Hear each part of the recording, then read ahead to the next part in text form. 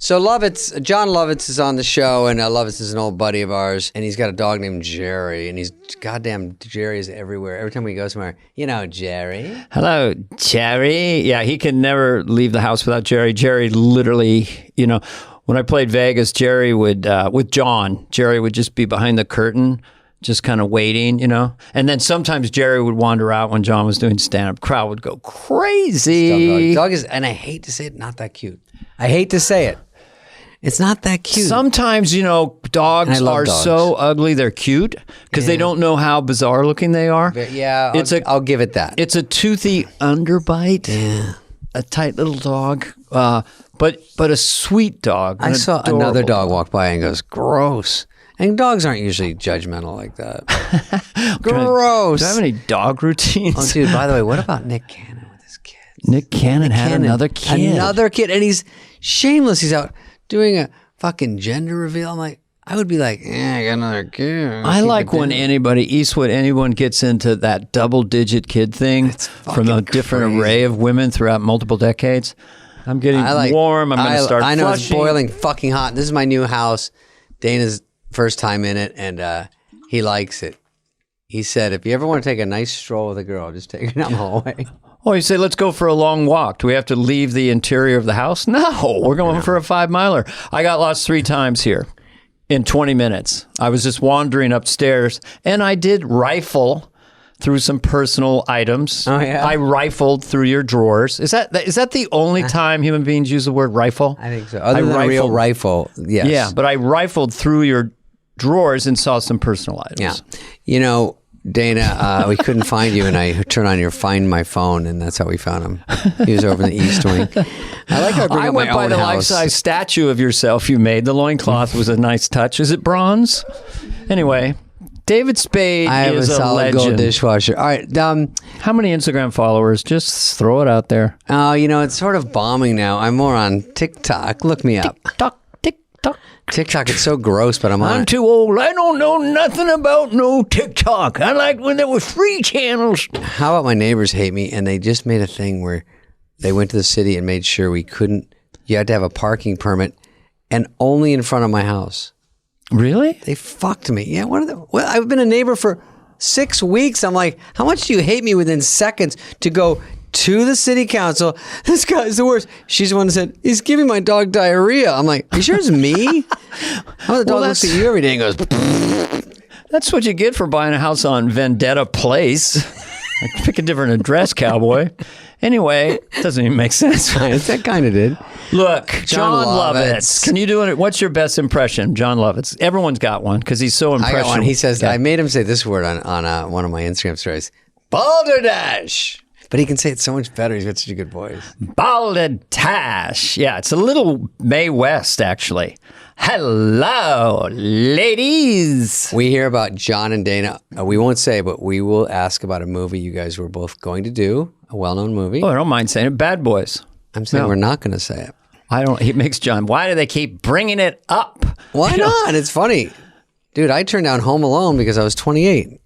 And I could read, Really? I could play 7. But Macaulay Culkin got it. I saw him at the final callbacks. I go, oh, they're going way young. I turned down Yoda in the original Star Wars. I said, no too much on the drive. No, because he did it that way. You did it regular, like, oh, not try, do. And then you saw Yoda go in and do that, and you go, oh, we're doing a weird voice. Let me go in again. Let me try it again. First comes fly on the wall. Then comes money. Then comes ladies. Money in the bank. Yes, no? Try, do. Hey, Yoda, could you stop making these cryptic lists? First come pain. It's like Billy Bob Thornton and Sling Blade. I would, don't know about no Yoda.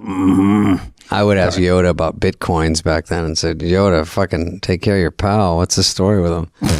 And then tell me about the Death Star, whatever bullshit. I'm starting a currency. I was going to ask you to join in. It's called cryptic currency. It's very sort of scary. Oh, okay. Cryptic I'm currency. In. All right, back to Lovitz. Back to Lovitz. Speaking of Jon people, Lovitz, we'll let him tell you the story of his life, because when you have Lovitz on, have a nice listen. He used to say that about having lunch with Lorne Michaels, because Lorne's a brilliant talker. Jon Lovitz he hates this, is so naturally funny. I'm not naturally funny. It's the way, it's my acting and my writing. No, he's got a funny bone. Like, there's people in just comedy funny. that just have a funny bone, and he is, no matter what we say. No matter what we say. No matter what anybody says, No, anyone he's says- funny. He's a good actor and all that stuff, but he just has a funny way about him, which is, you can't teach that. Well, John loves to tease, and so if you just go and you're having a conversation with him, he'll start getting you defensive. You don't even know it. What do you want? What? You didn't want to come to the lunch? You just came because you felt pressure? He'll just say that out of the blue. So then you go, no, I didn't. Then you start coming back at him. Yeah, last time I saw him, he has a Mustang. He goes, my car's blue. Jealous? I go, I think I can get a blue car. Can you? I know. He was at the Knicks game in New York, and he was sitting on the court for the first time on his life. He goes, my feet are on the wood. Jealous?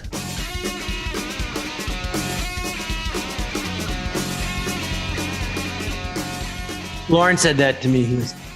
Someone said I was the most naturally funny person on SNL. I said, you think I'm the funniest person that ever did SNL? He goes, no, naturally funny. Jon Lovitz, ladies and gentlemen. How are you? Now, how do I know you two? I met John at the beach house.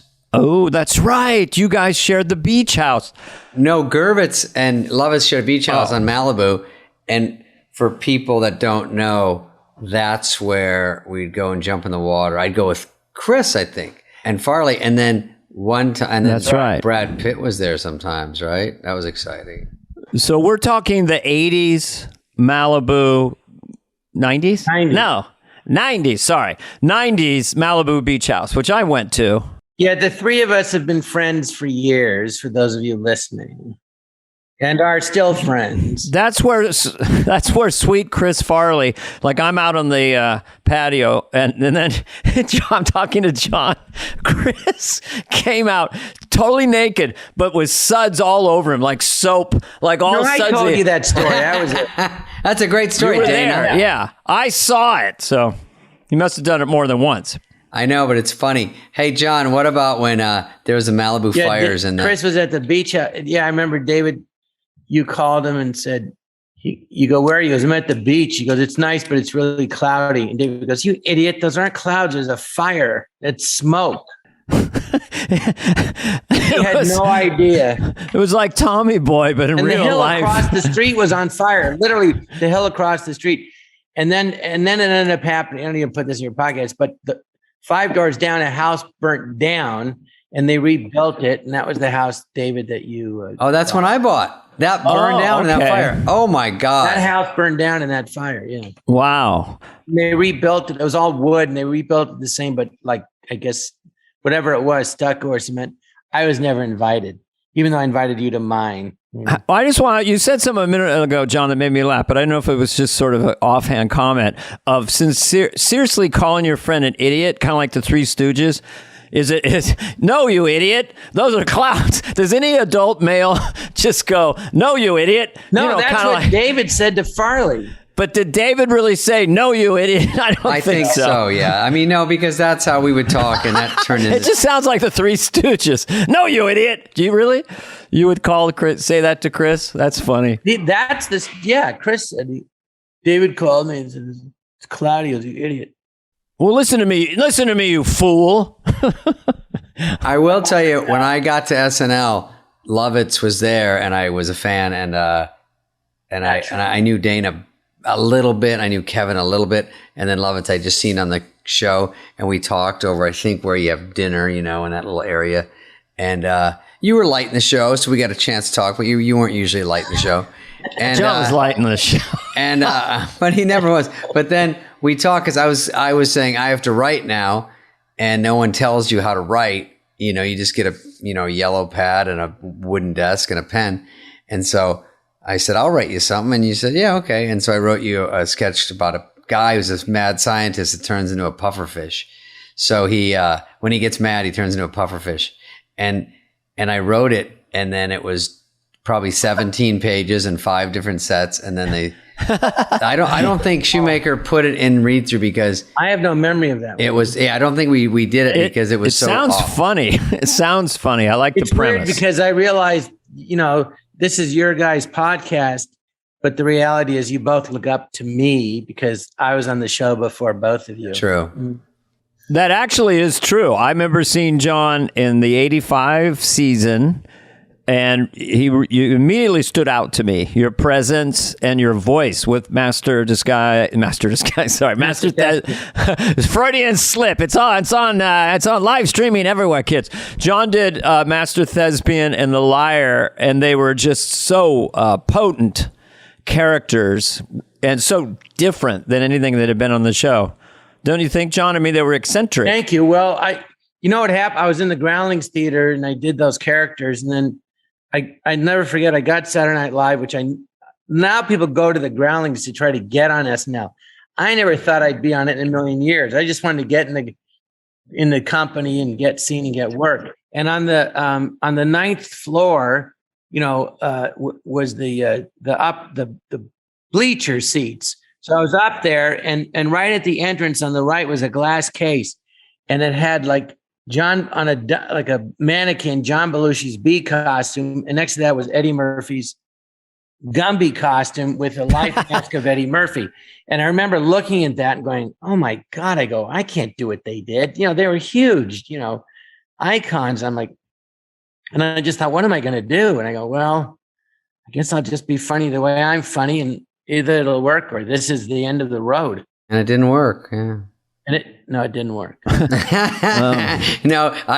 puffer fish could have really put you, but actually by the time I got work, it exceeded anyone's expectations. Jon, you were huge from, what were the big ones at that point? You already did The Liar, right?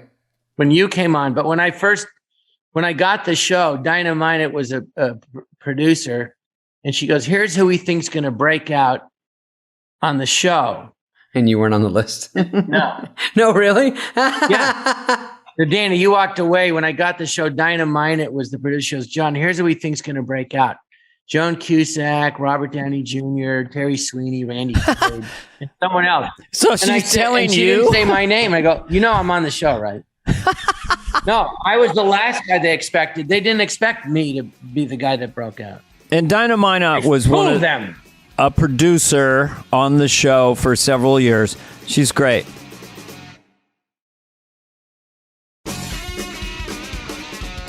But I want to go back to the Groundlings for a second because we've talked about this on other podcasts. You have a way of making your voice incredibly loud, like really. So who else could have done Master Thespian? Because that seems to be just coming from. I mean, it must have just. I was in college and I had a Shakespeare professor, William Needles, who was he was like remember the movie Professor Chips where they all loved their professor? He was like that to all the students, and he was great to me. I saw his improv group, Pins and Needles. No. Pins and Needles. The Coconut. Yes. He was in the Stratford Festival in Canada. He was like, he mentored people like Maggie Smith, the great actress. Oh, she credits him. Anyway, so he came to Irvine to teach us, UC Irvine, I was a drama major, to teach us Shakespeare. And he did it the first time I'd never heard it in person at all. And he said, "Now I'm going to do some Shakespeare for you." And then his voice completely changed. He went, "Oh, for the muse of fire that will ascend the brightest heaven of invention." And I heard that. I was like, what the fuck is that? I'd never heard anything like it.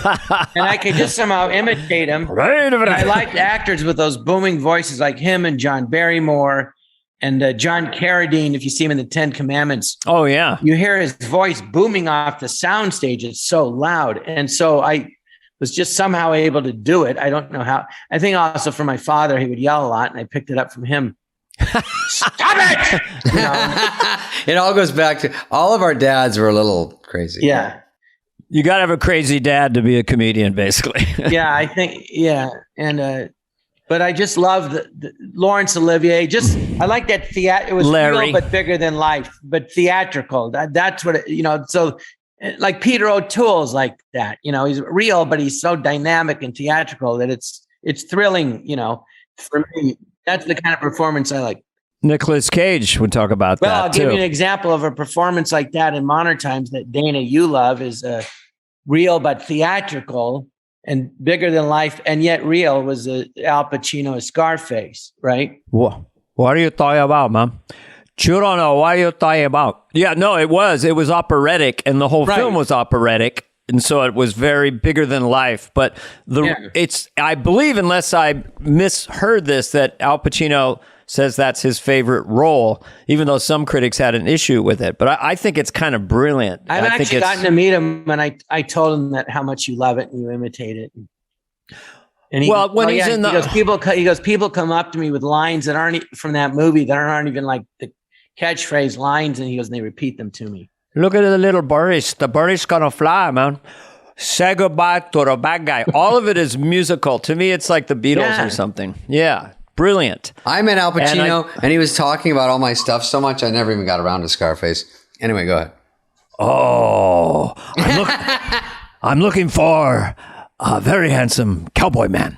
I've seen it. He was also in Once Upon a Time in Hollywood, which is another one of my current favorites. Dude, do that line again. Is that what he's talking about, Brad Pitt? Yeah, he's coming to the bar. Gina, Gina, Gina, the woman in the mystic light. I'm looking for a very handsome cowboy man. Yeah, I try. Yeah, let's face it, man. I'm a goddamn ham spin. What'd that guy say to you?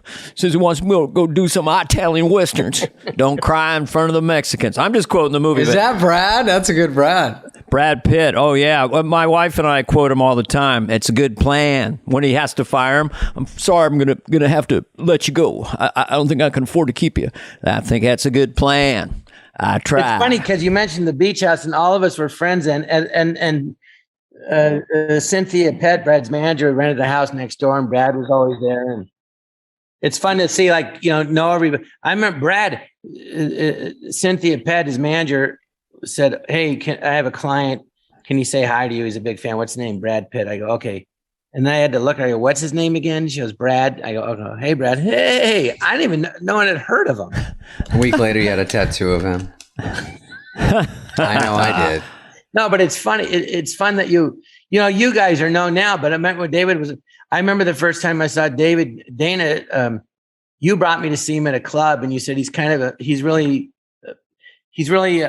What'd you say? He's funny. No, yeah, but you go. He's like he really looks up to Dennis Miller and I. He kind of we were kind of his mom and dad. And I remember I saw you, David. And I was like, oh my God, he's a total mix of. You didn't have. I don't think you'd found your voice yet. Yeah, that's true. Those guys I really liked, and I think at the beginning, you are styles of your people you like the most, and then it just turns into its own. And then I knew because Sandler goes, I saw this guy and he reminded me of you. I go, oh, he goes, he's biting a lot of your shit. I go, oh, I'm at the point where someone's doing it like me. I like that better. Nice. Yes. No, you guys were great. That's why. And SNL was, I had a question for you. You guys did, I'll go back. We did Coneheads together. That was one of the first movies, John. What did you do in Coneheads? Because there's a million cameos. In Coneheads? Yeah, were you in Coneheads? Yeah, I was I thought you said Coneheads. I was the dentist. Oh, that's right. When his mouth opens really big. Yeah, and his opens huge. Oh, that's right. It goes like 4 feet. Yeah. Yeah, and I kind of played it like my dad, like a doctor. I played it, and then I made up a thing that the nurse in it. It wasn't in the script. I said, let's just pretend that we're like having a fight, but we're trying to cover it up. That's a good choice so for just an added actor. a lot to the scene where I'd go, get the thing. The director they got, I think, because he directed the Take on Me video, and he did that needless. It's like black and white, and it looks like someone sketched it, and the guy jumps out of it. That was such a big video. Steve Barron, I think they got him to direct Coneheads. I don't know if he's like a huge comedy director, but he had me, you, Sandler. Farley was in it, yeah. Farley, Ellen DeGeneres, Sinbad, Phil, Drew Carey. Oh, and then a friend of mine was in it because he's friends with Dan Aykroyd, Mitchell Bobrow. And Mitchell was like, in the 60s, he was the world karate champion. He was one of the best Taekwondo karate guy of the 60s. he was better than Chuck Norris, and he was very close friends with Bruce Lee. And I'm still friends with him. He's a really nice guy. He was in Coneheads, but working with Dan Aykroyd was the best because he used to be on the show. And I remember, Dan, I don't know if you remember, David, but when Dan Aykroyd came to the show and he did Bob Dole. Yes, I remember that. And then he took all of us out to dinner at the Hard Rock Cafe, and he gave us these Hard Rock Cafe jackets, and we were all like dead broke. And I was sitting next to Jan Hooks, and she goes, "Who is this guy?" Because he was just so nice, and he treated us so great. And I love Dan. I got to play his mother in a movie. My stepmother's an alien years late in '88, but when those guys came to the show, it was just so thrilling. Oh, it was so crazy when Dan Aykroyd walked around. How are you? Hi, you're doing good stuff here. Yeah, you guys are doing a great job. You know what? Do you guys remember this? Just to paint a scene when you're on Saturday Night Live, just weird things happen. Like one time I just walked into Lorne's office on the 9th floor and Mick Jagger was sitting there. Ooh. It's like, oh, Mick Jagger. Or when there's a host, the host is down on the, what floor? 8th floor, whatever. The host is down there waiting. And they're like, Charlton Heston would like to meet you. And you're kind of nervous, like you're walking to meet this celebrity you've known your whole life. It was interesting, that happened right? To me, my first year on the show, Jerry Hall was hosting with Mick Jagger's girlfriend, and she had an idea for a sketch, and I didn't realize it was her way of getting back at Mick for lying to her. But it was with my liar character. So about 4:30 on Saturday, That's funny. Lawrence says, "Hey, John, Mick Jagger's at the studio. Can you go downstairs and show him how to do your liar character?" And I go, "Okay." And I go down there and I meet him and I'm saying, well, anyway, I do this character. And in my head, I'm like, oh my God, this is crazy. I'm explaining to Mick Jagger how I do this. Oh my God, I'm older than him. I joke between a friend of mine and I, Lisa. And I know, it's surreal, and right? then now I'm explaining to Mick Jagger. He goes, how to do it. Yes, that's the ticket. I mean, could he do it? I mean, was it? Oh in his yeah, we wheelhouse? did it on the air. And if you saw the sketch now, you'd look at it and go, John, is that you or your son? Anyway, and I was so skinny. And then Jerry Holler, I'm at a bar and I'm hitting on her. And she mentions the Stones. She goes, oh, you know Mick Jagger? I go, and oh yeah. I go, we were in Vietnam together. Whitney Brown wrote the sketch. Whitney Brown. And then Big comes in and then he goes, yeah, I know Tommy. And I go, yeah, we were fishing. And I go, big, little, big, and we start lying. And about a year later, she called up the show and invited Dennis Miller and I and Nora over to their house out of the blue. And we couldn't find Nora. So Dennis Miller and I went. You mean you didn't look for her? We're in their living room and Mick Jagger goes, oh, I know what that liar thing is now. I didn't then. And Dennis and I, they had a cross in their living room. There was a mirror above the couch where Mick and Jerry Hollerson and Dennis and I, our eyes caught in the mirror. And afterward, we went outside. I go, Dennis, were you thinking what I was thinking just now? I go, yeah. We both think a year and a half ago, we were like dead broke. And now we're sitting in Mick Jagger's living room in his house in New York. Stuff like that. I know, you get, just to set the scene for people listening, it's just, you're kind of, usually when you get cast on SNL, you're unknown, you're just fledgling, and then you're on live TV, and then you're meeting all these celebrities. You remember the night me and Dennis went into the Columbus Cafe, sitting in the back was Mick Jagger and David Bowie. We hung out with them for a while, and then Bowie wanted to hang out. Bowie goes, you want to go dancing? And we're like, yeah. So we're hanging out with Bowie, and he showed us that move where you plant your left foot and you do a spin. They're dancing with David Bowie. And I'd been on the show like 4 months or something. It was like crazy. Yeah. Oh, just to set the scene for those of you, Dana isn't wearing any. Because people are. Okay, go ahead. I'm not doing a tubin. Yep. Tubin. Well, look, I noticed when Howard Stern interviews people, he kind of reorientates things because we get ahead of ourselves. So, David, did you have a favorite celebrity that your first, you went on, like, what was your first I remember host? coming on, I think I did 4 shows before the summer. It was Corbin Burnson, Al Baldwin, Dice Clay, and Candy Bergen. And so you were there. Oh, I remember all them, yeah. I remember totally. Alec Baldwin. All very nice. And Alec Baldwin, that Monday meeting, you hear he's there. They go, everyone's going to meet the host. You really don't really know how it works. And I go cram in that room. And he's sitting there in a black turtleneck with black hair combed back and blue eyes. And I'm like, this guy's a fucking stud. Like some people you go, and he's like, how's it going? And then you go, Oh, that's a movie star. They screen the movie for you. So I just see Hunt for October, Sure. walk out, come to work, and then they're all, he's right there. And Sharon Stone was a movie star. Some people, in my head, I thought, that's a star. And some people I thought, it sounds mean, but I go, they got nothing. Like I after read through, I'd go, I go, it's kind of, you know what I mean? I go, it's kind of, they got in the right place, right time. Nothing wrong with it, but just they got nothing. And here's a list of those people. No, I'm kidding. Well, I remember when we did the show in the first 5 years, you had to be a major movie star. And then once in a while, they'd have somebody from television, like Ted Danson hosted, but he was the number one show on air. Remember we had athletes, but they had to be like superstar with Wayne Gretzky and then Joe Montana and Walter Payton. Yeah. But you had to be. The show goes in lulls. I mean, one of my years, the host went from the first lead of like a TV show to like the second lead. You know what I mean? Sometimes they'd book people and I'm like, Dana and Mike are bigger stars than the host, or Sandler. You know what I mean? You're going, this person coming in here, I think we're missing the mark a little bit now. Because everyone was getting so big on the show, it was hard to be more famous than it was Dana. I had to keep acting like humble and like, oh, I'm nothing. You're the big thing. I was starstruck. I knew that next to me, he was just John. Can I interject a memory because I think it was so funny. Back to Alec Baldwin being two things about Alec Baldwin. First time he hosted, he goes, "I want to do this." He goes, "You think I want to be on a fucking submarine?" Go, "Aye, sir." Like he didn't want to be in those corporate movies. He wanted to be a sketch player. And then Victoria, because of his crazy blue eyes, and he was incredibly handsome, she goes, "I'm not going to do it. Not this week. I'm not going to do it." I go, "What?" "I'm not going to fall in love with him.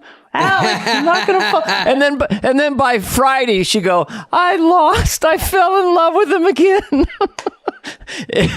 If she sees the eyes, if he locks eyes with her, she falls in love. If he pays attention to you. One time he was doing a De Niro. And I think it was for Update, and we were behind the stage, live show. And, people do this sometimes, like he was getting pumped up and then he dropped and did about 15 push-ups right before they came back because he wanted to get a pump and go out there and look big. Yeah. I love it. I go, that's the shit I love to see. That's something I would have maybe done. I don't know. And he became a great sketch player, on that show. So he did it. He was great. Sharon Stone had like a star thing, beautiful, stunning, comes in.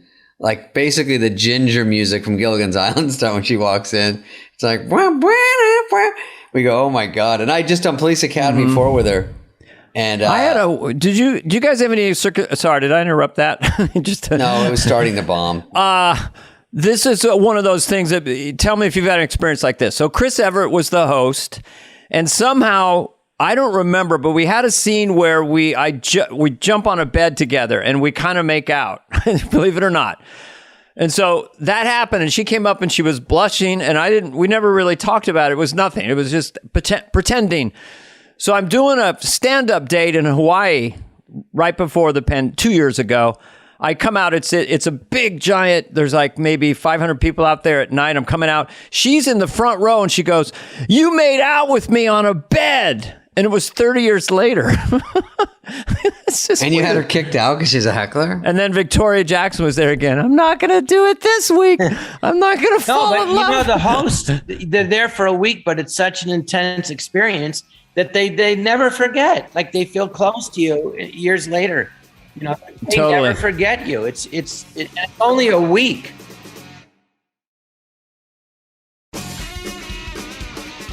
Speaking of kissing, do you remember Alex first? He got up for an Emmy for that first show, but remember Green Hilly, the sketch? I think it was Jack Handy where he's like in a Sopra and they look and then the music comes up and he starts kissing Jan, and then he goes over here and the music comes up. He starts kissing the maid, and then he looks over and there's like a puppet in the window and he starts making out with the puppet. It's called Green Hilly. Anyway, you guys, thanks for the deep dive.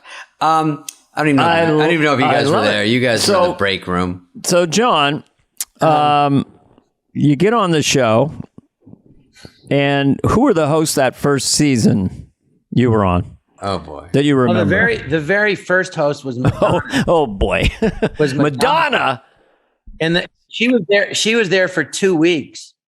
Shut up. What do you mean? She came a week early. And so the first thing I ever did on the show was a short film that I think George Meyer wrote it, and where we're in Central Park, and the scene, well, she's supposed to be driving in the country, and she keeps hearing a sound in her from under her the hood of her car. And when she opens up her hood, I jump out and attack her. And that was the first thing I did. And I remember doing that. And she was dating Sean Penn at the time, and he was watching. And I'm like, oh God, he's not going to like this, me jumping all over his girlfriend. And but she was really nice. And I ended up, I worked with her again, of course, in A League of Their Own. And she worked so hard. People go, who's successful? I go, well, two of the most successful people I know are Madonna and Adam Sandler. And they also work harder. That's all they do all day, every day. They just, they're unbelievable. They just never stop. And she was the host. I remember Danny DeVito, and that was fun. No, that was later. My first year. Oh, Paul Simon. I remember having a sketch with him, and I met him in Lauren's best friend. And so we all got to see Paul at parties and get to know Paul Simon, which was really cool. He was very nice. Hey, Paul. And who I'm trying to think. God, there was Terry Garr and Tom Hanks. Mm-hmm. And I ended up becoming friends with both of them. Hey, did you meet Tom Hanks there or on Big? I met him on when he hosted SNL, and he goes, we went to lunch. And then he goes, you want to lunch? Yes, we went. And he goes, and when I first met him, he goes, I think you know my girlfriend. I go, who's your girlfriend? He goes, Rita Wilson. I go, oh, Rita, of course I know Rita. And she was friends with Robin Schiff, who wrote Romeo and Michelle's that movie. Yeah. And Robin was in the ground. I was friends with Robin in the Groundlings. We were in the group together, and she was friends with Rita. So I'd met Rita before Tom met her, And I remember one time she came by. She's always really nice. I go, what are you doing? She goes, I got this movie with John Candy and Tom Hanks called Volunteers. I'm going to go shoot it. I go, oh, that's so great. Is that where they met? Yeah. And trying to think who. Oh, gosh. So, but basically, I don't know. It was 1985. Hey, John, to set the scene for our listeners. You're still not wearing pants. Go on. John, I'm still not wearing pants. John gets on Saturday Night Live in one of a rebuilding year. Let's just put it that way. No, it was the first. Yeah, but it was the first year that Lauren had come back after being away for 5 years. And before you, it was Martin Short, Billy Crystal, Christopher Guest year, right? That was successful. Right. And then they brought in Randy Quaid and other people like that were known movie stars. Randy Quaid. Anthony Michael Hall, he was 17. Robert Downey Jr., he was 20. Terry Sweeney, very funny guy. Denitra Vance, God bless her soul, great. John Cusack, Dennis Miller, and Nora Dunn. And so tell me what your mind. First of all, you're on the show. Did the show, was it immediately a little shaky? I mean, when did they get a sense of like this wasn't gelling? What happened was the cast did gel. That's the thing. You go, how can people that talented not gel? Well, we did, but it was after the second show, I did the liar character, my second show. There's 20 shows in this season, and then Robert Smigel, who you all know, I was a writer. It was his first year in the show. He said, John, this does Triumph the Insult Dog. To set the scene for those of you listening. for those who are listening, Robert Smigel is a friend of ours. Hey, this electrician that works at NBC was just in Lauren's office, and he said that liar thing's the funniest thing I've seen in years. So Lauren goes, really? So then Lauren said, we're going to do the liar again. Why don't you write it with A. Whitney Brown? And thank God, because I didn't know what to do with the character after that. So I always give Whitney 50% credit after that. We wrote it together, and he really helped me expand the character. And I learned a lot about writing jokes from Whitney. It was great. From San Francisco. I did stand up with him for years. Yeah. And so we did it. But this article came out, I remember, in TV Guide. And it was already our 11th show. And it goes, Saturday Night Dead. It's no good. And the guy was reviewing the first 3 shows.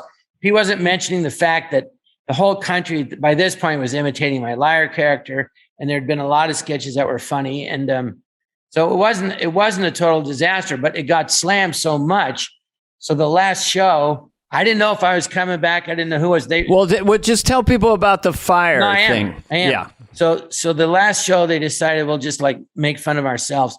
So Angelica Houston was the host, and then it was like special guest star Billy Martin, who was the manager of the Yankees, a really nice man, very soft spoken, but he was known as a real hothead too. So anyway, the sketch was that Billy was mad that he wasn't in the show more, so he set the studio on fire, and so that was the sketch. And so Lauren is sending everybody into the room where the fire is. Then I come along and goes, no, John, don't.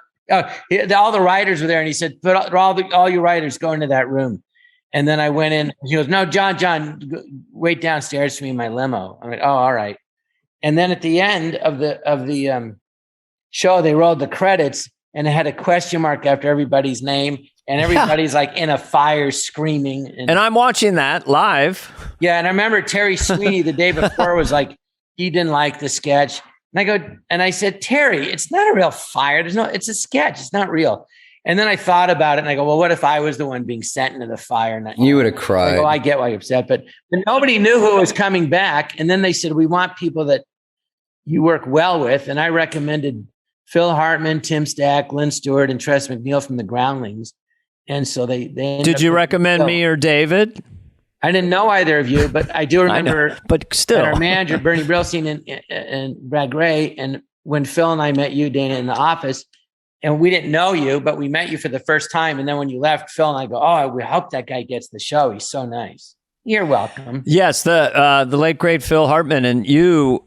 It was funny because I was in awe of the whole thing, and I'm in New York, and I'm just hanging out with you guys, and you guys knew each other very well, so you guys would often do gangster voices back and forth, right? Hey, how you doing? Right? Yeah, we loved old movies from the 40s. Why for 2 cents? I said, yeah, what would you do for a nickel? Just cross that line. You wish I hadn't. You can see us doing that in his audition. She said to me, Dana, why do they always talk like that? Do they do other things? I think so. I think so. Maybe I misremembered but I remember that. you coming into my office and going, you go, let's write something together. And I'm like, well, what do you do? He goes, I'm going to hitch my wagon to a winner. Which is and I'm like, what are you talking about? I think Handy wrote a sketch with Phil and Dana where Dana was a young punk. I could have played it. And then you take a hostage, and me and Matt Piedmont repeated it to this day where he goes, come on, Johnny, relax, Johnny. No one's going to hurt you, Johnny. Yeah, I love it. Anything with Johnny. Don't be scared, Johnny. I got your best. Well, we finally did a sketch in black and white, a spoof at the front page. And I don't remember much about it, but we're all talking like the 40s. But I remember, Dana, your language was, why I oughta pound you. That was in Lauren thought that might be the next catchphrase, because I used to do it in my stand-up in the 40s movies. Why I oughta pound you. So I wrote my part. I did it 3 times. And Lauren thought, maybe that's the next thing. We should do another pound you sketch. Pound you guy. David, did you have a catchphrase when you came in, or you developed catchphrases later? Lauren goes, I got one for you. You're fired. And I go, oh, is that a catchphrase? No, I meant, I'm sorry to say it funny. You're fired. Well, you had bye-bye later in the... Oh, bye-bye. And then the only first thing I got that caught on was that receptionist going, and you are... And that was the first time I did a sketch that was like an attitude instead of just jokes. Like I would do jokes on Update from my actor, jokes about going to a concert, and then just jokes about when you're at a concert and how hard it is. Having a younger attitude of like, I go to concerts and I drink. And then Conan was like, you should try to do I always tell him this, I don't know if he remembers, do more of a concept. I didn't even know what that meant for a script. He goes, it doesn't have to be just joke. And then when Patrick Swayze was the host and his handler was waiting by the writer's room on 17, and it was empty, and he was in there. And you're supposed to have access to the host. And I walk out and I start to go in to talk to him, and she stops me and goes, whoa. What, can I help you? And I go, oh, I just want to talk to Patrick. She goes, and you are? And I go, I'm a writer. There's the catchphrase. And this is regarding, and I go, oh, I just want to write a sketch. She goes, it's really crazy right now. Maybe you can come back later. And I go, isn't he just sitting there reading People magazine? And then she goes, yeah, it's just really tricky right now. And so I walked away. And then when I went in LA, it happened to me again. And I go, you know what? There's something funny about that. I just don't know if it's a sketch or how to formulate. I think I went to Odenkirk or those guys and said, how do you help me put this together? and it was a 5-1 sketch with MC Hammer. And then the next time it was the opening sketch. I remember that because I'd been on a few years and I was really doing well on the show. So I would kind of tease the writers, like, because I had a part in that. Yeah, and you are. And in front of MC Hammer, I said to Smigler or somebody, go, well, what do you want? You want a big laugh here? You want an applause break? What do you need? And MC Hammer laughed so hard. He loved the idea of me being that cocky. What do you want? You want a double laugh, a little laugh, then a big laugh, and then another applause break? Anyway, our guest today is Jon Lovitz. Now, Jon, Wait, I want to say it's weird that you said Conan said to do that because the year before, or forever, they wouldn't let me do it. I had a sketch. It was all my characters are arrogant idiots. So it was the richest man in the world, but he's an idiot. And so he's like, of course, well, there's like a boardroom of guy in suits, and I go, well, I'm off to safari. Goodbye, everybody. Goodbye. Right. And then Lauren's, and I kept trying to get on. Lauren goes, you can't do a whole sketch to say goodbye, everybody. Goodbye. And then I snuck it in, and then I snuck it in Tales of Rivalry at the end. I did, bye, everybody, goodbye. And the whole room cheered. Then the next year, I see David going, bye-bye. I'm like, hello. And then I see Conan going, Jon, he just wanted to say goodbye, everybody, goodbye. There was no character. No, it was Mr. Canby, the richest man in the world. And he was an idiot, but he just was lucky. So they go, where are you going? Because I'm going on safari. They go, what do we do while you're gone? I go, I don't know, buy Kit Kat. So I leave the room. And then Phil and Whitney are talking about buy Kit Kat. What a moron. You go, yeah, buy Kit Kat, And Phil hangs up the phone. No, Whitney goes, yeah, buy 100 shares of Kit Kat or something. And they're going, he's such an idiot. And then the phone rings and Phil goes, hello, what? You're kidding. What? Kit Kat just went up 300 million. Oh, I remember this sketch. And then I come back in and I go, hello, everybody. I forgot my wallet. And they go, Mr. Candy, Kit Kat just went up 300 million. I go, well, you see, buy what you love and you can't go wrong. And Lauren fell out laughing at that. Well, Lauren's a great investor. He wouldn't put it on. He wouldn't do it. And then you got bye-bye. Oh, it never got on because I thought it was funny. Goodbye, everybody. Goodbye. It's like the thing, you do these nonsensical rhythms that make me laugh. One thing you do, I've seen you in your stand-up, you go, hello, something like, what a night, what a town, what an audience, what is this? And then you, at the end, you go, have you seen the town? What a town, what a crowd. And have you seen the town? Yeah, see, that is so silly and doesn't even make sense, but it makes me laugh so hard. Have you seen the town? It just I like madness. But there, you got bye-bye, you got goodbye after goodbye, and I got to go with a funny little Mr. Funny Little Poopy Head. I got to go. That was my. I'm gonna say what was the point of that sketch anyway? Well, I thought it might work. Jan, the late great Jan Hooks played Mrs. Funny Little Poopy Head. It was so I could get. I'm going with him. And I'm going with him. I love that Lauren would read the stage direction in our read-throughs. And so what I did in the stage direction, I made Lauren say Funny Little Poopy Head like 300 times. Funny Little Poopy Head shits down. No one knew, but I knew. You told me, and I couldn't. I was crying laughing. Funny Little Poopy Head gets up. And it was just making fun of catchphrases on our show. I was making fun of catchphrases, and Lauren knew what I was doing, but yeah, he didn't know about the Funny Little Poopy Head. But Lauren has this regal kind of, super smart, funny way of speaking. So to make him say something so stupid. Anyway, so Jon Lovitz. It was one of the funniest things ever. This is a two-parter. This is for Dana and Jon. Oh, God. This isn't Dana's interview. This is mine, but go ahead. For those of you who are just joining us. Just to set the scene, Dana's not wearing underwear. David Spade is drunk. And no one has combed their hair. I'm having sex with my dog. I think it was a very interesting story to hear, even if it's a short one, that the movie Bad Boys was for you guys with Will Smith and Martin Lewis. And it was, I don't think that many people know that. I think it's unreal. Is that the year you did the American Express commercial in the Super Bowl? Was that right around then? It was a few years after that. We did that in like 89 or 90. John and I got offered an American Express commercial, and that was the first year they kept track of them. And ours, I didn't even think it was that good, but it came out number one on the ad meter for some reason. For the Super Bowl, we were ranked number one. That was amazing. Yeah. And I remember we shot it in Miami. New York was so freezing. When we get to Miami, it was so warm. It was so nice. You're like, there's a movie here. Let's do Bad Boy that. And then the commercial was Amber Smith. She became like a Sports Illustrated model, but she was like she's 15 gorgeous. at the time. Oh, she wasn't 15. Oh, forget Yeah. it. So they saw you two were funny together, and then Bruckheimer said maybe. Well, they offered Dana the movie first, and then I don't know. Then I got in. I don't remember. It was Don Simpson and Jerry Bruckheimer just wanted to develop something with us, and that's it. It was developed, and I was just too busy. I didn't really, there was so much stuff coming at me at that time. But I'm glad that Will Smith and Martin Lawrence did it and had a great hit with it. I love everybody. They had 5 sequels.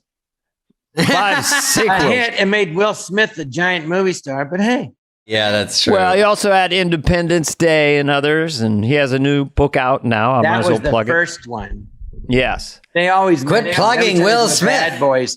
Will Smith and Martin Lawrence. Yeah, Jon Lovitz and Dana. I don't know why they turned it down. I'm like, oh God, fellas, let it go. Yeah, let it go. 35 years ago. Okay, John, I have a movie question for you. You did A League of Their Own, obviously huge. City Slickers, huge. Trapped in Paradise, you guys did pretty well. It was all right. I want to get back about how in the new SNL, like Kate McKinnon, I don't think has been on the show this year. And I think you're allowed to come and go as you please now. And you weren't allowed to do a movie. I wasn't allowed to leave to do a movie. No, I was supposed to do a liar movie in my first year of the show, and then with Lauren, and then it didn't happen.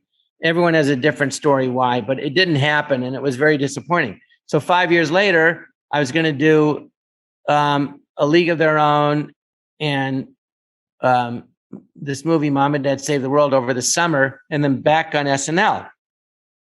And I was like, perfect, because I'll be on the show with movies. You're trying to build a career, and it was a double whammy. Amazing thing. So anyway, Mom and Dad Save the World. Big didn't shoot that summer, and then Mom and Dad Save the World had to change their schedule.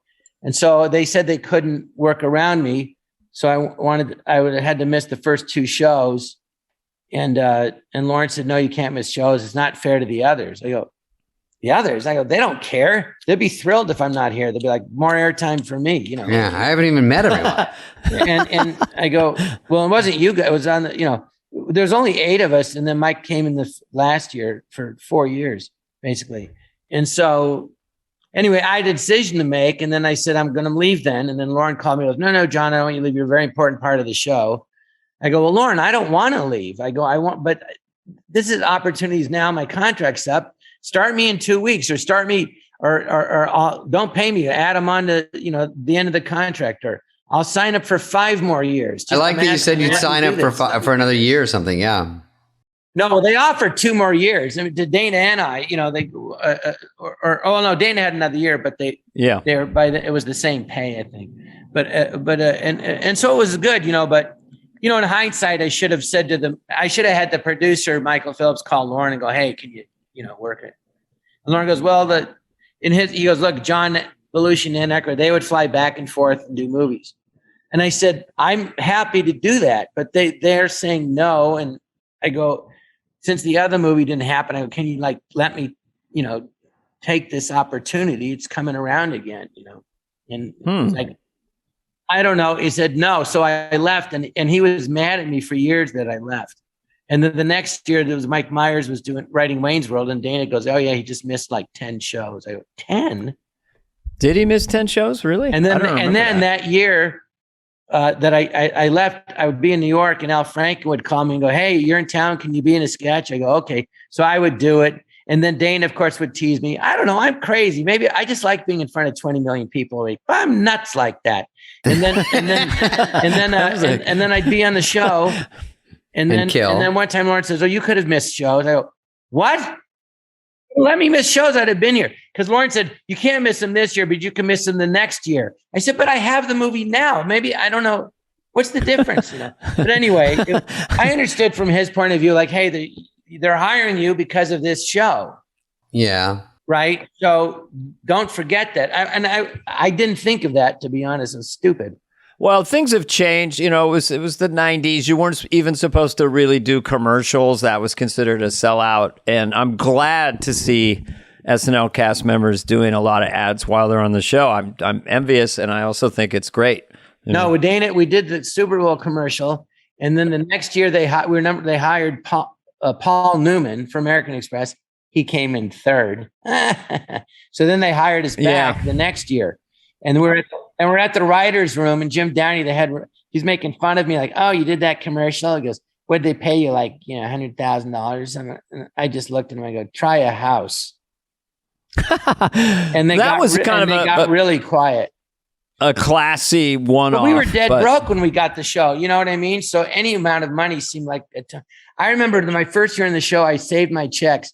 I went to the bank to deposit $5,000, and I got nauseated because it felt like so much money, because the most I ever had in my bank account in my life was $1,000, once in high school and once when I moved back home after college and saved my money. Out. Now 5,000 seems like 4,600 to me.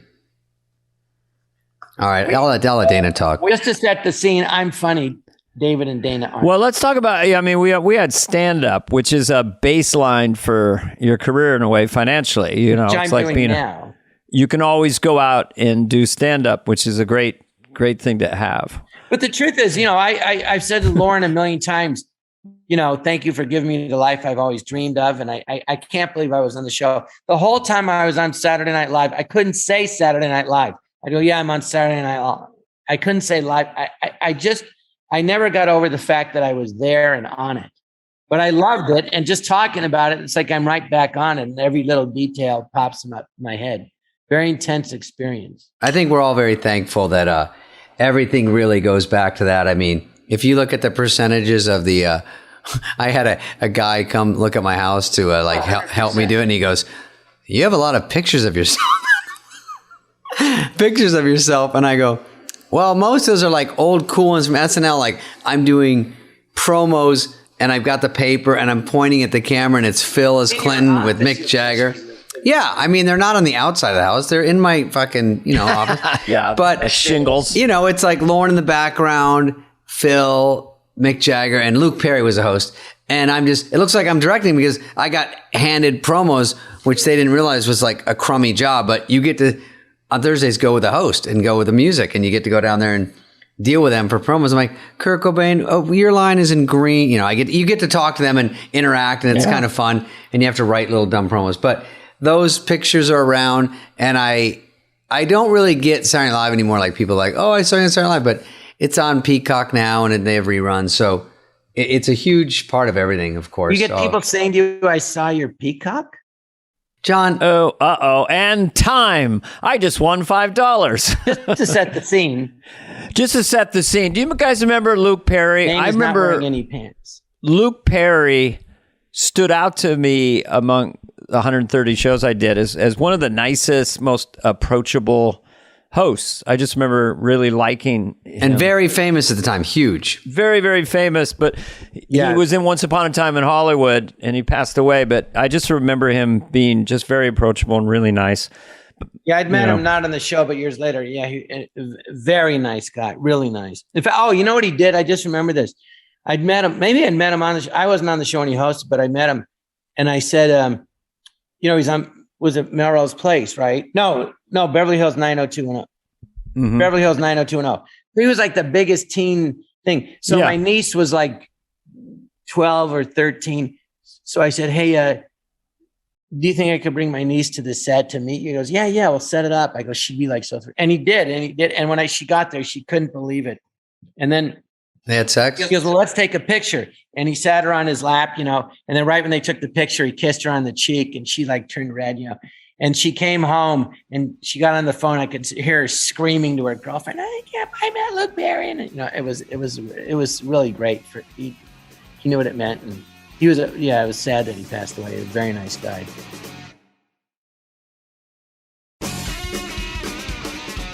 Well, we're talking so much about me. Let's talk about you guys. Dana and David, what was the favorite character of mine that you liked? I like when you were in Benchwarmers. I hear a lot about Benchwarmers. Do you, John? Yeah. Benchwarmers is great. Benchwarmers is just one of those movies that just made you feel good. It was just kind of fun, light vibe to it. Dana, what is it about me that you admire the most? And then David, you can go. I don't know if anything comes to mind. I like when you sing opera. Your funniness. We have a puppet? Okay. Is that Yoda? So, Lovitz, you have a great singing voice. I think when you're on the show, singing really helps. Dana can sing chopping broccoli. You can sing. That was Dana chopping broccoli. Right, but John has a great singing voice, like a big voice. That's another one of your attributes. But would you like me to sing for you now? Yes. I know it's going to happen right now.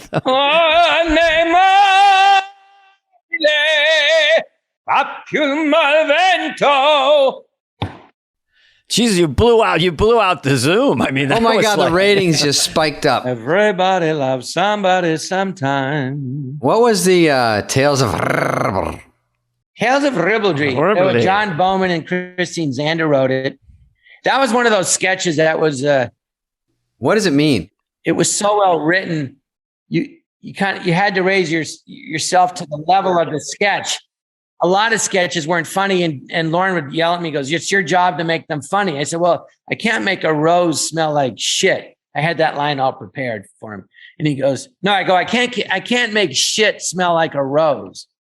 And he goes, "That's your job." You had a great relationship with your boss. To be funny. So I said, "Okay, so fine. So you're telling me," because my first year on the show, I did this sketch, and Al Franken and Jim Downey, who I love, are giving right before the sketch, are telling me to do two completely opposite things. Oh, listen to Downey. Two opposite notes.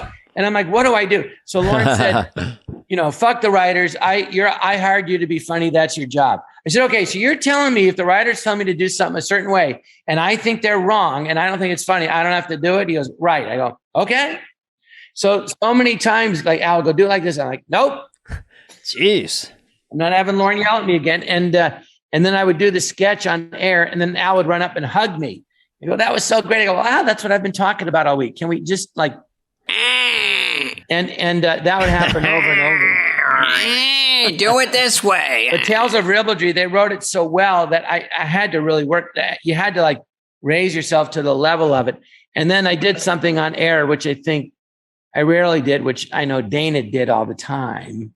When you play George Bush, was you just go, I'm going to do it, but I'm going to like riff on it and add little moments. And it's like you're improvising on air. So when I knew they'd be cutting back to me, and in my head, I'm like, what am I going to do? So one time they cut back, and I went, they're fighting, and the two women are fighting. And I went, wow, Let me ask you guys a question. Did you do this thing when it's a commercial break and everyone's running around, you're getting ready for a sketch or a cold opening? So the audience is seeing you in your makeup, whatever you're wearing, you're going on the stage. I always tried to get them to understand that I was loose or try to signal something funny. Because a lot of times when the cold opening starts, you hear a laugh right before it starts. And that's because it's like 5 seconds, Joe, just go 5 seconds.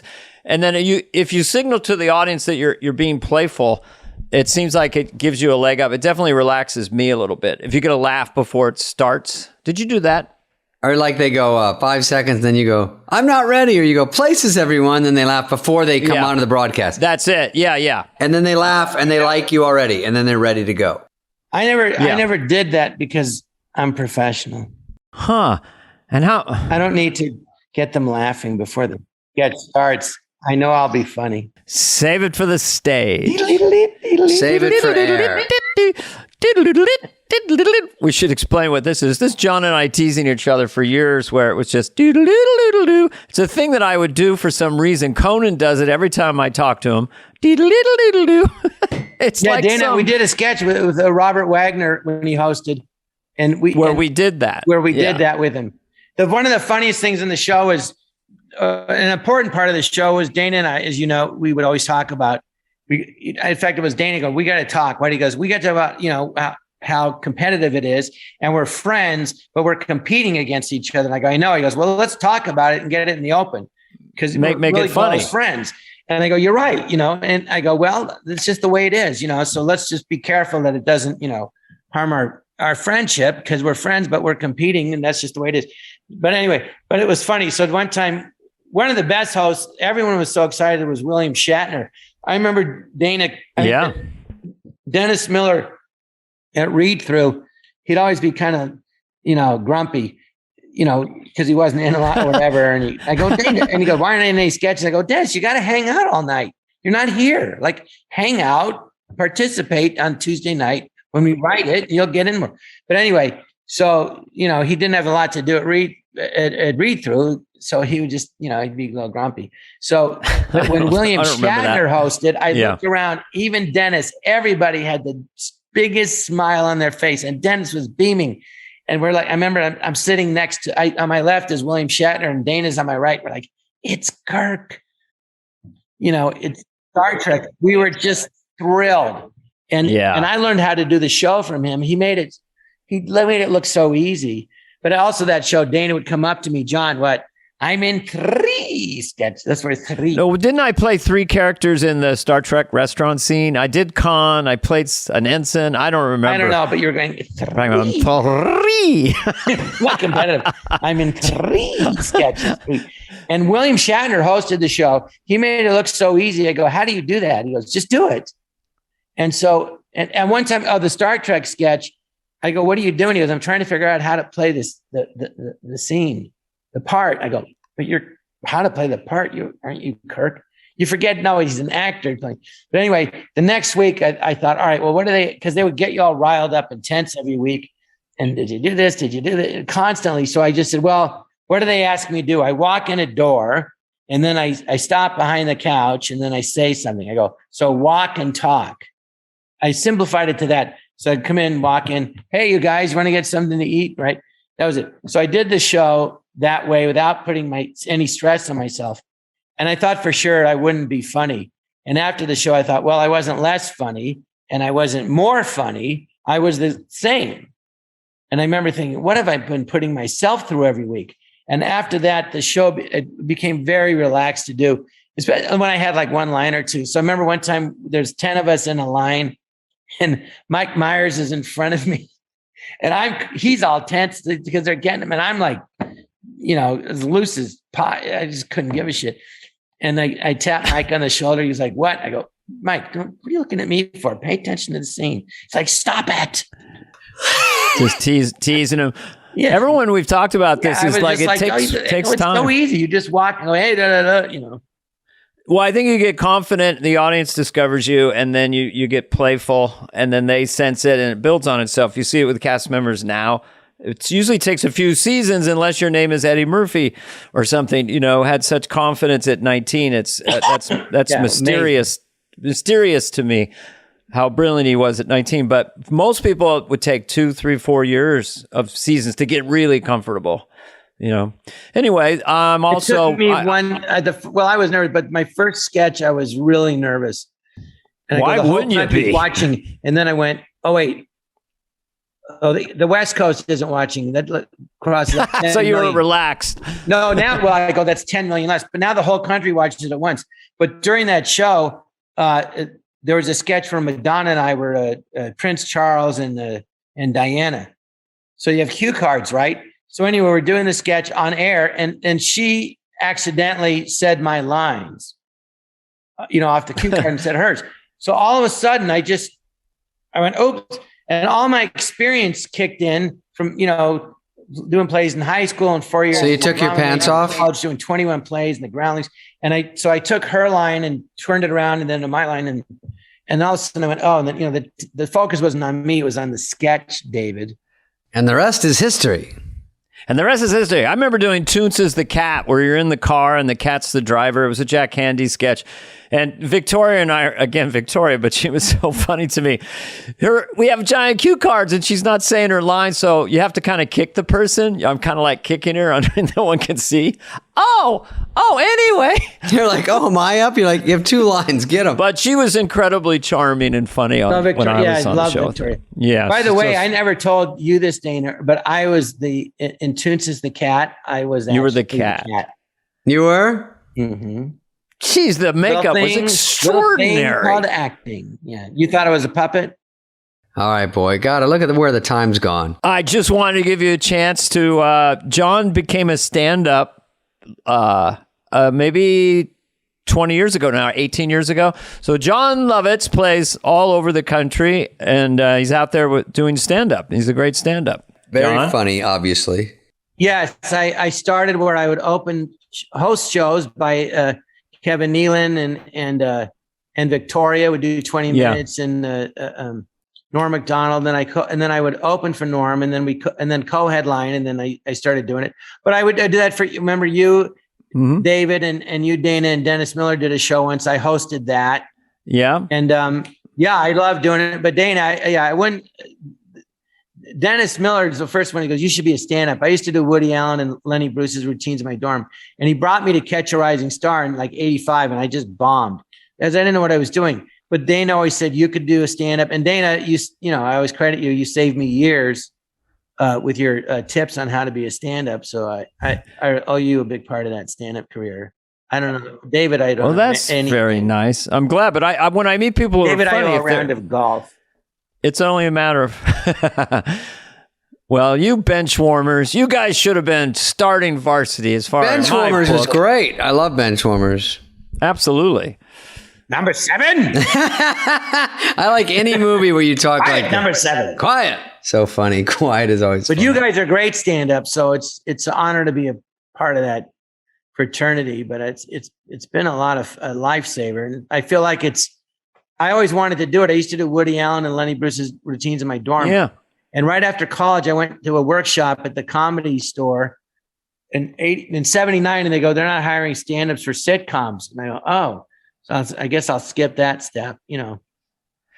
But I started. It's portable, and you can do it. You can go away from it for a while, come back to it. I love it. I love like Saturday Night Live, writing and performing my own material, and that's what I love best about SNL. One of the you guys, the people, the comedians. Okay, David has a question or a summation. Just to set the scene, this is David and Dana's podcast, and David at Spade has a question. You're listening to Jon Lovitz, David Spade, and Dana. I think my mic is barely on, but I will say this. Dana, when I started, I don't know if this is with you, maybe it's still, stand-ups were looked down upon for acting and sitcoms and everything because they were thought of as selfish and couldn't interact with others. So on SNL, like Groundlings and all those people and sketch players, Second City, were a priority because they had more faith they could do sketches. And with us, you've seen comics that get their own show or something, it just doesn't work. And then you hear the low, quiet whisper, they can't act. And that's brutal. So I think when I started, they were like, "But Kenny," and the first audition I had, they said I can't act, and I couldn't. I didn't know, but I had to go to 2 years of intensive training. Where who? I have never heard you say that. Oh, really? You studied acting with who? Why do you think I'm so great at it? You are great at it, but who did you study with? Sandy Meisner? I was like, I went to Roy London's class, but he was full. I think Brad was in there. Maybe you were in there. And then I went to Roy London. I went to Ivana Chubbuck, and she was the late great Roy London teaching for Roy as his understudy, and then she got huge in her own way because Roy passed away, and then she was doing it. But I took it. Schneider took it. I had this is quickly. Then I got to go, you guys. I can't do this all day. But you're getting paid, for Christ's sake. I'm not. I thought we were splitting this. You're getting a gift basket with fresh fruit, chocolates, and white wine. I don't have time for this. I'm doing it for free. You know how you tip the bottle. Anyway, David, sorry, I didn't mean to interrupt you. I think you did, but I did. I came out and I thought I was like Eddie Murphy because you feel like you don't need lessons. I thought I was naturally funny, and so I do auditions. And then Lee Grant, you wouldn't know this, but she's a famous actress. She's a director, and she was doing a movie, and she needed a kid to play 17. And she goes, "You're 20?" She saw me at the Improv. She goes, "You could play this in 2 seconds. It's the lead in a movie, and I'm just going to give it to you. Just come to the house, read a few lines, and I'll go in there with you, and we got our movie." And I was so excited. And I read the scene with her, and I could see in her eyes, she goes, do it again. Just hang on. Just do it again. And I do it again. And she goes, oh, I can't use you. I was like, oh my God, why? She goes, you're kind of just performing it. You're not really acting. You're just trying to get laughs. And I'm like, I know, but, and she's like, I can't. She goes, go take some classes because you'll be great, but you just got to work. And I go, but I'm still doing the movie, right? She's like, no, I can't. It was such a heartbreaker. No, but here's the thing she should have said when she said, I can't use you. And you're like, why? Because da-da-da. She goes, okay, you know the way you're talking to me right now? You go, yeah. She goes, read it like that. Don't perform. Read it like you just talked to me right now. That's what she should have said. And then you would have read it like that. She goes, okay. I know. She didn't want to take time. So anyway. No, that took 2 seconds. Doing stand-up is, you know, I remember someone said that they said, Jerry Seinfeld said it's a dialogue. It's not a monologue. Like people learn it like a monologue, like an actor in the beginning. And I thought, yeah, isn't that what you do? And he's like, no. And they said, no, he said, it's a dialogue between you and the audience. And I thought, how could it be a dialogue? I'm the only one talking. And then I realized, oh, because it's like I'm talking to you guys now and you're listening going, it's that.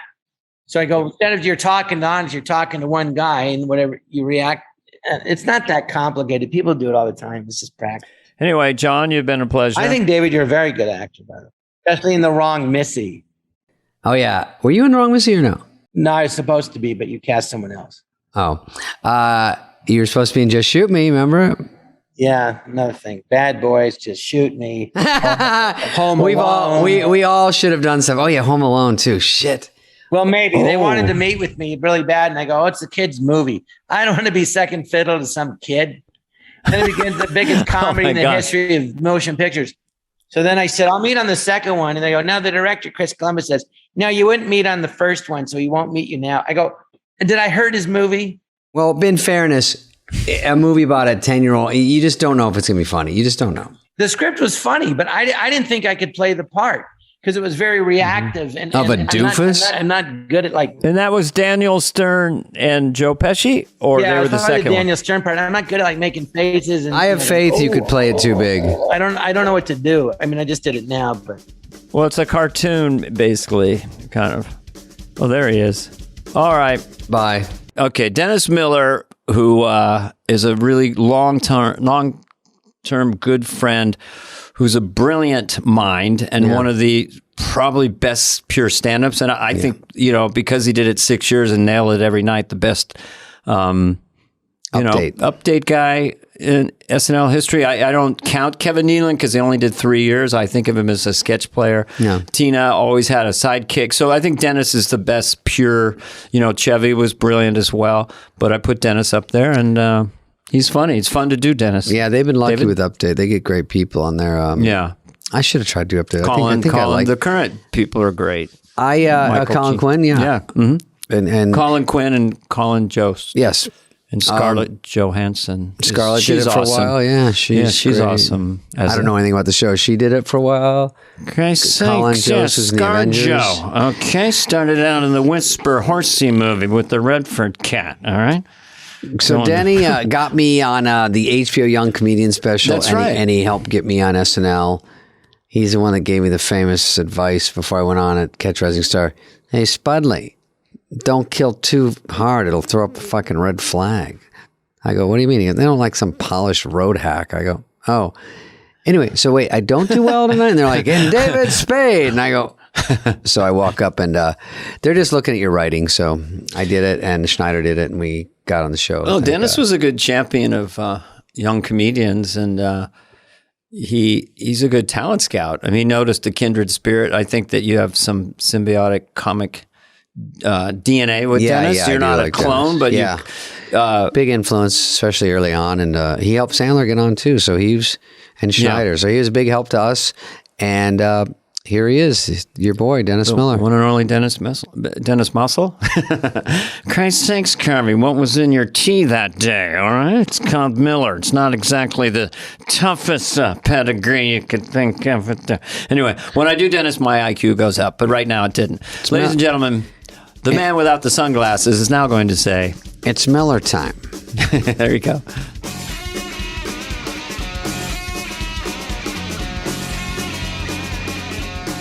Our guest today, this is the only official thing we Dave's say. always on the verge of splitting.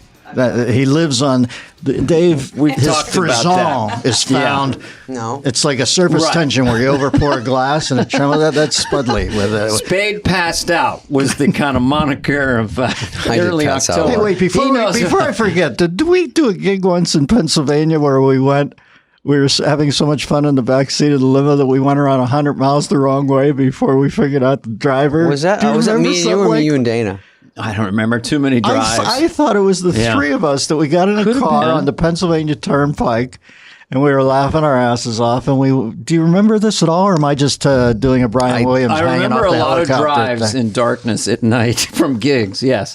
It just seems to me that I remember being in a car with you guys, and all of a sudden saying, "Hey, we're heading towards Pittsburgh. We want to go to Philly." So there you go. That's my story, folks. Yeah, thanks That's my for coming on, SNL Dennis. story. We would get insanely silly in back of cars after gigs, driving multiple Yeah, it used to distances, kill like me. ridiculously. I used to always go. Remember, we had that. We both lived across the street on the Upper West Side, and there was Yes. that fuckhat who played the Jamaican. What's that drum called where you hit a big walk and it boing? Yeah, I know what they are. Tiffany, I don't Yeah, know. we had a guy Steel outside drum. playing that till 2 a.m. And Christ, you couldn't say anything or you were buzz killing him. You know, all of a sudden I'm trying to lay there. It's the one sound on the planet I can't sleep through. Boing, boing. Can't Dude, sleep. I don't like any sounds. Those New York, I was from Arizona, just a sweet kid off the streets. And then my first apartment in New York, you guys were at the Bromley, the fucking nicest Well, I place was at in the world. Bromley. Wasn't Dennis? Is that your pad? $2,000 a month. Weren't you at the Very nice. Bromley? I was across the street Yeah. on Edgar Allan Poe Street. I bought a place, actually. I remember that place. Yeah, How nice. pretty nice. Yeah. I had these Never pipes, sell. in the middle of the night. They're full of steam or something. They go, kang, kang. It's like somebody's hitting with a steel pole. And I called my landlord. I go, something's wrong. He goes, shut the fuck up. Don't ever call me again. And I go, what? And everyone goes, that's just the way it is. I go, the way it is, there's no way to sleep. It's like a Gee, that's steel a rude pipe. landlord. You know, David does, he has to have Shut a the fuck scene up. arranged. So to think about dropping you, I'm touched by that with Spade, that he has a supreme comfort. Watch him on Ellen or Stern. Oh, yeah, very, very this guy is pattery. so comfortable. And then if you tweak something like this picture of Faye Dunaway's hanging a little tilted, he can't even fucking get out of bed in the morning. But, Yeah, I was getting, and by the way, it's before Uber Eats, it's before any delivery. So I had to go down to like Sleepy's and buy a mattress and drag it 3 blocks up my stairs. Sleepy's. Like there's Good. no See, help he's- at all. You know what I mean? Your ancestors Right. in the comedic kind of I see tributary. those Sleepy's that place. But dropping these references perfectly And timed. then I would drag it up, and then I had to get one desk, a phone, and that's all I had. Like 2 spoons because they kept telling, Lauren that Lauren kept saying I might not come back the next year, so I had to move in May. And then wait, and then about a month later, he goes, okay, bring him back. And then I have to come look for an apartment. It was way more stressful. I should have spent the money. And Lauren would do the pickup of Damocles thing hanging over your head. So you were like a rat on a wheel. Just, I'll do anything. Mine was Whitney. Do 2 bad ones in a row. I'm So you were there co-anchoring with Whitney Brown. 85. You were there 1 year before me. Yeah. With Terry Sweeney, Nora Dunn, Whitney Brown. That was your first season. I remember going to Lou Chow's one night with Robert Downey. It was a Swedish Downey young Jr. guy. oh, in the that world. was your year. Yeah, his first And year. his young girlfriend coming. We shot pool next to Lou Chow's with Sarah Jessica Parker. She was like 16. Oh, yeah. And I was playing the paterfamilias with guys like that, and Anthony Michael Hall. Right, Anthony was standoffish, but Robert was the sweetest cat in the world. We had Randy Quaid, Yeah. who's Yeah, now yeah. gone up country. I don't know what happened there. Country. But, Yeah, you could say that. Got a Yeah. little woo-woo up in the attic. He's auditioning for militia roles now. He's on next week, He's got right? to look. Oh, I think We'd so. love to have Randy Quaid. Randy's take it got back. canned heat playing in his head 24/7. Little Freeman action on outside of Big Fork. Okay. And Denitra, poor Denitra, who passed. Denitra Yeah, Vance. okay. She was yeah, lovely. Denitra Terry Vance. Sweeney, who I saw maybe last year, and he's still with his husband, who they were together then, so that was lovely to see. And Lovitz, of course, and Smigel, that prick, Yeah. wrote. I kid Smigel, I love Yeah, like Smigel, but he Smigel, wrote that. He that wrote that prick. last scene Where- where there's Oh, a the fire. So at the end of that season, I was about to say you lived through the fire. I guess. Yeah, but they didn't say that night. The funny thing was, Lorne runs into the fire and grabs Lovitz and runs. That's true. He saves it's kind of Lovitz. brilliant. I mean, Of it's all technology. people. Yeah, it's a great joke, but when you were waiting on a pick, I kind of thought I'd get picked up, but you never know. The season was considered rough because Madonna came on the first show of the following season and said it was a dream or something. Oh, like the last season. right. But Yeah. you survived it and thrived from it. And Nora, and Whitney. and John. And John. But John was the biggest hit. John was the You know what I knew? I knew star that in the John was world. a genius. Was we're flying in to do our auditions, and they put us all on this L1011 out of LAX. You remember that plane that had 2 on the outside, 2 on the inside, Yeah, then they were a 5? little It's like shaky. you're Huge. flying huge. in choir practice. Yeah. So I'm in the middle, and I'm sitting next to Lovitz. And you know, when you first meet John, he's so childlike. He's like elfin. And we're flying in, and you know, when I get uptight, I get so sardonic that I kind of drive people away as I look back. Stress. And then later in our relationship, I get gushy about how much I love him, but up front, until I form bonds, I'm so uptight that I kind of get not sour, but just a little got it. quiet. We've all So got anyway, our Lovitz is going on and on. You know, John, Jesus Christ, On the say plane. hi. Jesus Christ, say hi, pull his string. What's he talking about at this point? Is he on the show? You're going in to do the show? We're going into audition. to audition. And I Okay. say, so John, what do you do? And he said, I'm a comedic actor. I'm in the Groundlings. And I said, so what will your audition be? And he said, I'll do some characters. And I go, what character are you most proud of? And he said, On the plane? The pathological liar. So he said, this guy lies incessantly. You know, and I'm sitting there thinking, Christ, it's like seeing a gazelle limp on the Serengeti. I'm going to feed on this cat. I said, that's the big pitch. You're going to come in. That's a big pitch. You're sitting in front of the SNL. It didn't sound that great. Star Chamber going, Yeah. I didn't, but Yeah. then Crushes. all of a sudden I start seeing that thing, and then he does dress rehearsal the first night, and I introduce him as Tommy Flanagan, the president of Liars Anonymous. Yeah. And he grabs me, it goes well, but he grabs me in the break and he says, no, it's not Flanagan. He says, there's no other way to really pronounce Flanagan except for a pathological liar. He makes the A long. It's Flanagan. And I looked at him and I said, Jesus, John, that took my breath away. I said, that is such a cool little accent or a cedilla or something. Yeah. I thought, oh, this guy is sharp, man. He's into Imagine Flanagan. You know, you look at Flanagan, you're going to say Flanagan. Yeah, But totally. he even had to lie about that and say Flanagan. John, that's great. We had him on the show, and he, he really stood out because he looked different. Him and Phil Hartman too had these 40s things they would do all the time, and his voice was so big. John with acting, that whole thing. But for you, like we knew each other from the clubs, and you probably knew David a little bit too before he got into SNL, maybe right I remember after.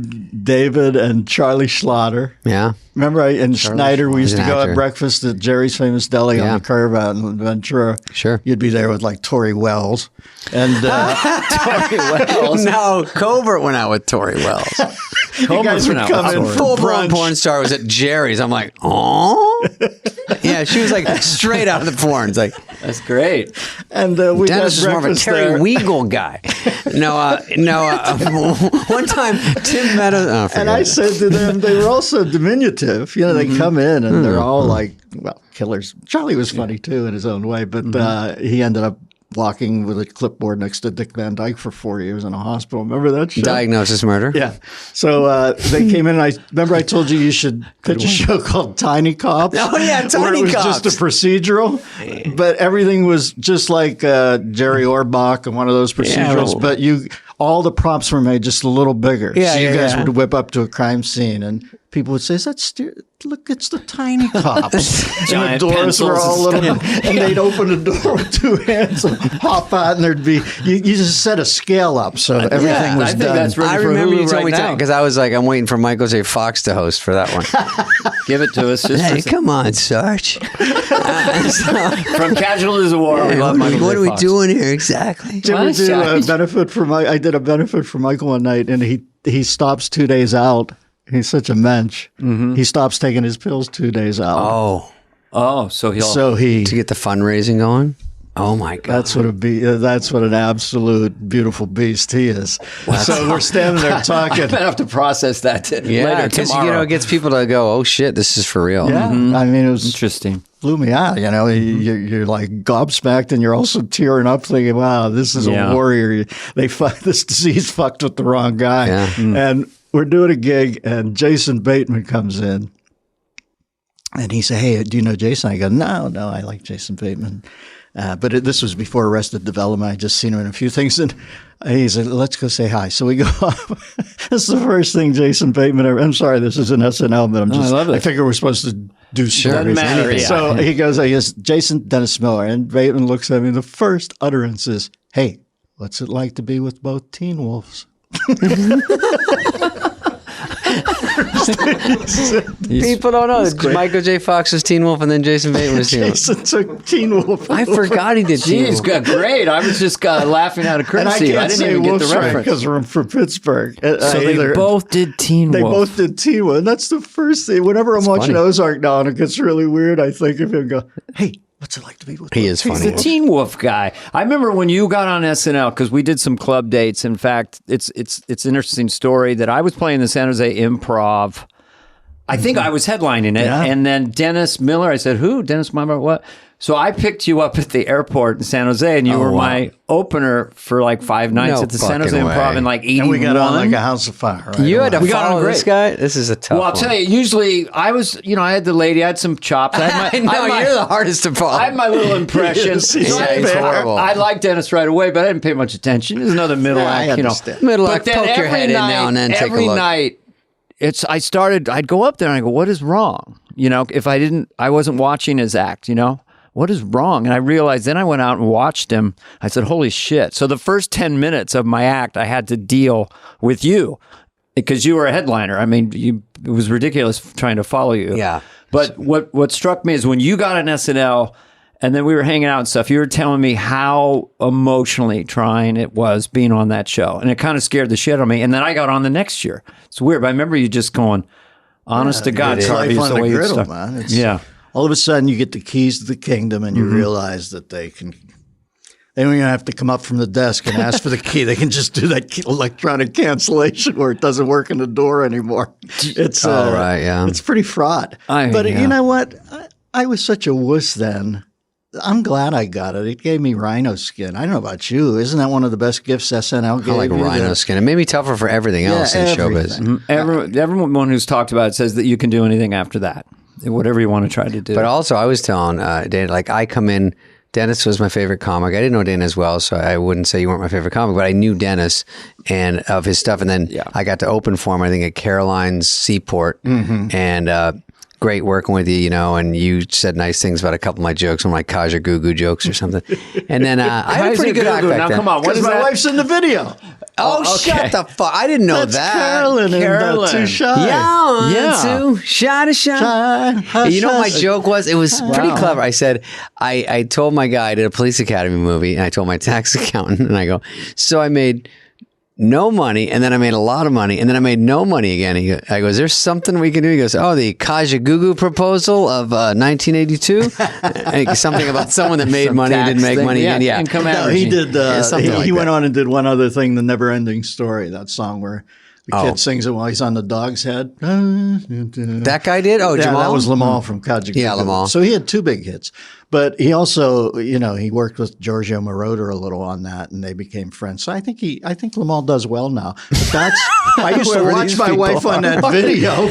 He had And then parachute pants. I That's all met I cared her about. later in who life. I go, is- Jesus. was a model when you met her. Yeah. She was in But Europe. that video is cool when you go back and see it. It's one of those videos that you don't. They have some sort of loose narrative there, but it's mostly just Lamal and Carolyn in a nightclub. It's cute. I told Dana before with Lovitz that first of all I didn't write for you, but you helped me get on this young comedian special that was before SNL, and that Right. he hosted, and he sort of squeezed me in from 5 comics to 6. Remember, there was only going to be 5, but then you helped.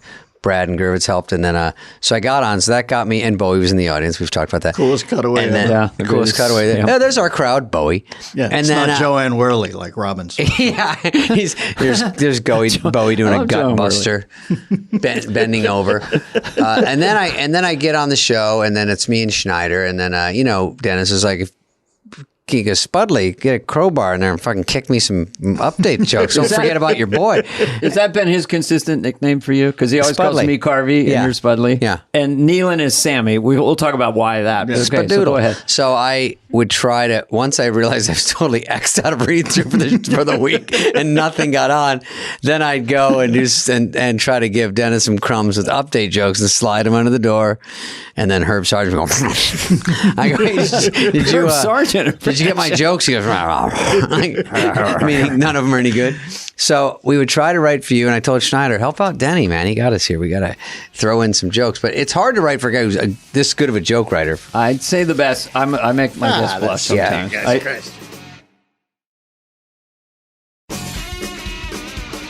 Dennis is pound for pound the best update person in history, my opinion. Appreciate it. And You did also the longest single guy, because I was looking up update hosts today, and Tina always had a sidekick. She was brilliant too. Oh, right, single.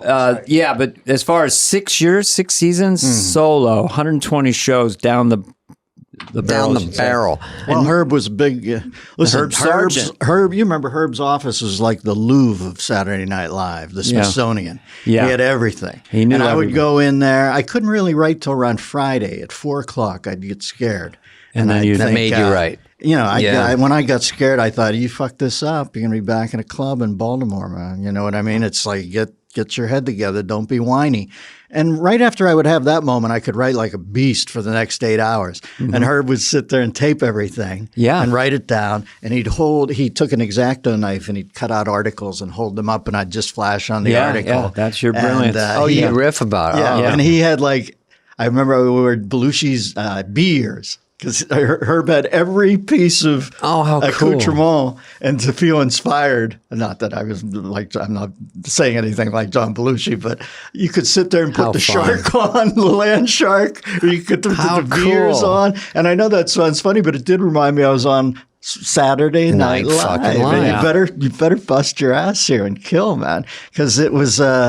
The day-to-day of it, you guys must know, it was like work, and there were times you'd forget it, and then there were other times you'd see George Harrison walking in the middle of the night, and you'd be reminded that you were at the locus of it all, and it would make you hustle because you wanted to stay. It was too much. It was too much to process. I can't imagine people coming on now, because we've followed, the original cast, the superstars, and then Eddie Murphy, Billy Crystal and Martin Short, Christopher Guest. So the idea that for me at the time that I was on Saturday Night Live was insane. So to deal with that pressure and score, but I've never seen anyone in a room write jokes like you. And I know people have talked about it besides me, like with the recorder on, topics going.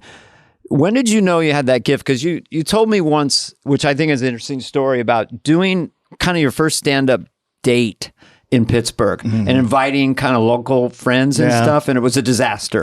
But where did you get the idea that maybe I got something? Was he like as a kid or just around? Or When I started, and by the way, I want to say that that night, you never know about people, do you? You're talking about when people like jokes on this thing, but when you're sincere. Yeah. I remember there was this sun god quarterback for our football team. And he was the first guy to have a Sun God. Super B 440, he had a muscle Super car. stud, He night managed We a had rusty scupper. His name was Mike Menegazzi. Roger Varwig. Yeah. You had one? We had one. Super stud. Yeah. And I just ate it in front of 150 high school friends, and it's rough in a weird way because you're so you're so like an emotional hemophiliac then about people approving of you, and it went horrible. And I remember him coming up to me in the street. Yeah, you never had the time of day for me. Or that turns out we didn't cross paths, but he said, "Hey, you should keep that up. You have something, and I know that this is always going to be brutal for you. That was tough." He said, "But you have a funny sense of humor. You should keep it up." And he walked away. Wow. And I remember thinking, after that, I got so much less neurotic about it. I remember thinking, Really? nobody has put a gun to your head to get into this. No. You could have been in Vietnam. You could have drew, Yeah. I drew a number where Charlie had to be bungee jumping off the St. Louis Arch for me to see any action. But you could draw that number where you're, all of a sudden you're with the Bubba Gump kid in a marsh somewhere I missed outside Vietnam draft. Yeah. But life gets a lot harder. And I got so much less neurotic about it. And that's when I started to write better jokes, because I remember thinking, this isn't a sword from the stone moment. This doesn't always have to be some Francis of Assisi praying on a rock and a beam hits you in the head. Just shut up and write 10 jokes. It's like Letterman used to say. That always made me, it's parts of Dave I don't get, but I was always endeared when he'd say, hey, we're entertainers. Have 2 funny stories and get on and tell them. About the show. He didn't want to know anything. Do your I fucking got 8 jokes. minutes with you. Yeah. Tell 2 funny stories. I think it's nice that you did that, because I think it's interesting that you walk away bombing in quotes in your head. You fucking say, but someone, people don't always laugh out loud, or there's people that go, everyone's not laughing. I shouldn't laugh, but I actually think this guy's pretty good. And have someone out of the blue that's influential like that, especially at high school. Well, when he died early, and somebody, you're on a list with your fellow graduates, and they said Someone says passed, and he died pretty early. And I must admit, as little as I knew him, that made me so sad. It's like a stab. Thought, you hear that and you go, wow. Is that weird? What's happening to us? I'm 68. Carve, you might? Are you a little younger? Or I'm a little younger, but not by much. Spudley, what are you? 41. Heather, check the Wikipedia. Will you change it again? You just wonder. You know what I mean? You're No. starting to No, I hear see about people drop- classmates. It's so weird. Or you just start noticing the age on people that have a heart attack, and you at 51, you go, what the fuck? So now you're in the vicinity of like, oh, people are dropping, or you look at a picture and you go, oh, these 2 aren't here anymore, and you go, fuck, man, it's rough. I have a big picture in my office. tough. Do not. I just looked at Spudley's office. It's so sweet to see those memories, but I look up and see Phil so many times, and I just miss. Jesus, weren't we privileged to be with him? I had a flash yesterday because we were talking to Bill Hader, about nerves, and I do remember distinctly being terrified. But I'd come on before a sketch, an 8H, and I'd see Phil and Jan, and they'd be in their costumes, and Phil would be looking at the script, and they were calming. Your castmates, I call them bandmates, it would calm me down to a point we're in this together. Going back to you were just alone, right down the pike. For like, how long were your segments normally update? 10 minutes of jokes? And you'd have but guests. there's always a guest. Yeah, there's always a guest or two. You know what it is, that old Carson lesson about those are not going to work, and you have to not be a sweat act when it doesn't work. They don't need every joke to be perfect. That gets a little precious and neurotic. They want to see if you have any Scaramouche in you when it doesn't go well. Can you still Zorro a little? Scaramouche? The guy who was served under Trump? Rapier. The rapier. Okay. I got to go back to junior college. I didn't know that one. I just skipped I'm just saying that they want to see some savoir-faire when you eat it. That's more important than good jokes. Yeah. And Carson was always so brilliant at that. I used to watch that and say, why is that so intoxicating? And I thought, well, when this joke goes awry, the only mistake you can make is to double down or look like an asshole or like you're so bullet-ridden you can't take it. You fucked up. It's definitely a joke that doesn't land, and then they see you smile or laugh at the idea that it didn't land. That's all it takes. Yeah. You don't even have to be witty or anything. You just have to look aware that you just This is what, how bits stand out with people. I don't know why this line always stood out in my brain. I don't know if you did it on Update, but it was just so you, and it was so dry and bizarre. Jimmy cracked corn. And I don't care. And I don't care. Long pause. What the kind of hell attitude is that? Did you do that on Update? You know what? I started to try to write jokes when I was in a fallow thing as far as I used to always think indignation, what am I? It was like the fulcrum. Right. Oh, yeah, what am I? Arcane reference. So, when you boil it down to is I got cut off on the 101. What am I? The robot made from death? Whenever I'd get stuck, that's what I'd write. And when I couldn't even come up with one of those, I would just do a rhythm joke. And oddly enough, you built that firewall for me when you used to do Morse Miller, where you wouldn't even say words. You'd just go. Well, yeah. I mean, your attitude is that's what that joke was. Yeah, just that's a rhythm. Jimmy Crack Corn. What am I, Glico? And And you say things where I go, I think you said Vinny once. Leichnick from the then Detroit Lions here. You'd say things that It's weren't a even monkey trick. didn't even make it's still- sense. It's brilliant the way you do Because it. people would walk away going, I didn't get 2 of those. You're like, oh, I just made those up. Just because you got to keep people off kilter a little bit. Like, God, I had almost Yeah. every reference. I always thought the core joke, the mothership should be accessible to all, and the next one should be accessible to 4/5. The third one in should be the other fifth, and the fourth one they shouldn't get. That's where the garbo is, and it doesn't even have to make sense. But you walk away and go, you It's just just give them your that look. stuff is- Like, it's just so smart. It doesn't even Yeah. have to mean anything. I don't know. Also, you've done how many specials? 10? 10 did 9. specials? 9 Yeah. specials. Which I opened for one, maybe Black and White or maybe Mr. Miller Goes to Washington. I was thinking of shooting for 10, but I don't have it in me anymore, man. I'm like Jimmy Arness in season 22 of Gunsmoke. I'm flinching.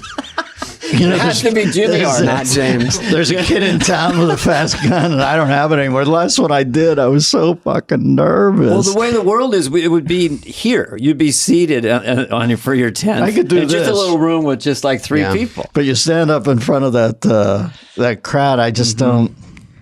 Listen, I'm glad. I played golf with Charles Barkley once, and It's terrible. terrible. But Oh, he it's had, terrible. he didn't even have a hitch in his backswing. He had a mini stroke. You know, where you have to go Yeah. away to Warm Springs and Warm swim in the pool with FDR just to get. Eleanor's out with her He used to girlfriend. say, he used to be, I remember golfing, he'd say, I can't believe I embarrassed myself like this. And I said, Charles, just be glad it wasn't in your your free throw stroke. You know Oh, what yeah, I mean? stomp in the Yeah, it could have been in your rice ball. So Right. I always thought, as long as it didn't impinge on my rice ball, like the not acting or anything like that, I was happy. But can I just insert this for a second? One time, Dennis and Kevin and I did a date, and we were too afraid to take the private jet. There was weather, so we drove for like 4 hours. And I needed jokes about kids in high school because my son was working on a stand-up. Oh, yeah, we had. And Dennis sat there and came up with like 50 jokes, just sitting in the back like that. One of them was like, I'm going to paraphrase it. I don't want to say I went to a privileged high school, but I hung my jersey in my wine locker. But it was one after the Yeah, of other. course. I probably was clumsier than you did. Listen, if you do 50 saying it's a jokes, 40 of them mathematics. suck. Yeah, it's okay. And We then just rapid fire. 10 you can pull and they've got something, and then you Mr. Miyagi the 10. Yeah, you sharpen them a bit. Spedley, I watch you on stage. I know that David? you take it up there and get the language right, and the rhythms right. Yeah. You're a great stand-up, man. When I first saw you, obviously you were like such a young kid. And then I watched you over the years, and those Ellen things, Ellen can be a little quirky, but you're so smooth with that. And then you go over to Stern, and then when I see your stand-up periodically, I go out, well, God rest his soul, Norm. But remember you and I and Norm recently, Oh, that was the God last damn. time I saw Norm. That for sure. Yeah, I mean, maybe me too, because during Corona, he didn't say what was going on. So he just say, I can meet in a week. And I go, all right, we'll go to this restaurant. Outside? I go, no, I mean, you So can there come were to my breadcrumbs house. there. But we did this fucking gig, me and Dennis in we left Oklahoma. so You guys played that big giant casino in Oklahoma? Yeah, right up an hour south of Dallas. TriStar. Yeah. I think it's Did we called take a TriStar. plane or something? Yeah, all and of us we together. just left. So Can you imagine us 3 idiots? Oh, yeah. You guys took, Norm, I remember you guys talking about this. So gig. listen, I had a headache, Dennis. Right? So my neck was all fucked up as per usual. So we're driving over there, and Norm goes, "Do you want anything?" And he's clutching like a falcon. He's got like some prescription bottle. I go, "Oh, I think I'm all right." And he goes, "Do you want fentanyl?" I go, "Fentanyl?" And That's very Norm. I go, isn't that the one everyone ODs on? He goes, "Yeah, but you just dose. You don't overdose." I go, "Oh, okay." I mean, remember that kind of makes So sense. was he kidding or I don't was know. it real? that's the That you can't tell with Norm Norm. was like Andy Kaufman if he could have Yeah. written jokes. It wasn't all. Listen, I loved Andy, but it was theater Right. pieces. Norm was like that. Yeah. but he had such Weirdo an with agile. jokes. Yeah. The first time I heard about Norm was I was doing HBO. No, I had a talk show that was syndicated. Oh yeah. And somebody said that there was a new kid from Canada, and they had glimpsed him at the Improv, And I said, well, he said, his name's Norm Macdonald. I think it was Eddie Feldman told me this. And I said, well, tell me, what's he like? And he said, I just remember one joke. Remember, he used to do that great joke about, I feel sorry for the homeless guy, but I really feel sorry for the homeless guy's dog, because, the dog's thinking, this is the longest fucking walk. I mean, do we go in anywhere? Because I could do this on my own. I laughed so hard at that joke. Yeah, that's one of his best ones. I say, well, see if he wants a gig if he's new in town. So they call Norm, and you know how they always say, put together a packet. And this made me laugh. This is the midwife joke that makes me laugh. And he says, Norm says he won't do packets. And that word sounds so, it's so it funny. sounds grim, like you're a taskmaster when you say, I want a packet of jokes. He said, but I'll send one joke and you can make a determination. So he said, remember the joke he did about Dahmer, where he essentially reads the UPI wire copy of the Jeffrey Dahmer trial, and it's so grim. I mean, it could not be grimmer. It's like Hieronymus Bosch sort of, and he disemboweled the young boy and ate the entrails, all that stuff. And it gets to the end of the joke, and Norm says, in his defense, Dahmer said he started it. It's such a Norm. Hire him on the spot. Hired him on the spot. Yep. Put him in a room with Drake Sather, the great Drake Sather, who was on that Young Comedian special with us. And they tinfoiled the window shut like Elvis. They both smoked Smicks. Nuts. And the head writer would go over and ask him for jokes at a certain time, and they bridled at that. And I said, listen, these guys are rare avis. Think of that as a, orchid hothouse. Those are two geniuses. You can't ruin the humidity in there. So I said, I went over to Norm and Drake, and I said, listen, guys, I'm not going to take your best jokes. I don't want to know your best jokes. I need some 6s and 7s for this monologue. Because Norm would write jokes that I'd have to hand back to him. They were so brilliant. I said, I can't tell. I'm not going to take this joke. This will be what something and Drake too. He was a stone killer. So they said, fine. So at 1:30, it literally is like the food slot in Papillon, where the jokes would slide out into the door. And out of 12 jokes, some of them were so crazy that you thought, I'm going to go to hell just for seeing this joke. And then a couple were just they were two brilliant minds. And you know how they love to be left alone. Well, they didn't want to. Drake had a couple of. I remember when he goes, "I went to a funeral." He sounded like Dennis. He was kind of doing a little bit of Dennis. A lot of people, we all did. And he goes, "I went to a funeral and I was wearing the same outfit as the deceased. How embarrassing! But how did I know he'd be wearing a too drunk to fuck T-shirt?" I pulled up on this car and the bumper sticker said, "Help. Stop bombing in Iran." I pulled up. I said, "I can't get my girlfriend to stop fucking my buddies. Can I handle that before I start ironing out everything in the middle?" That's a rhythm joke. You can almost insert anything there. I remember sitting one night up in the balcony at the Improv, and Jay was holding court. He had like a tweed hat on. He'd call you Mister. Arthur Conan Doyle pipe. He's sitting up there. He's got a pipe. It's like avuncular. He's like we're all 6 sitting months around him older in a than half us. circle. Mr. Carvey. And Drake's Spade. one of the people there. And, Jay, listen, if you have a TV shot, you tell your 8 best jokes. You don't save jokes for the second shot. You don't save have them. to be a second shot. You tell the best 8, then the second one you do the 9 through 15, And it's like 40 minutes of the Socratic method. Yeah. At the end, he's like, okay, boys, I forget what he's got outside. He's got the Motorcycle, Monster Mobile or something that he bought at auction. Where Driving in a unicycle down the 405. So Drake's sitting there with a cigarette. He looks and he goes, "Hey, thanks, Jay, but I have a father." It's 45 minutes straight, and then finally.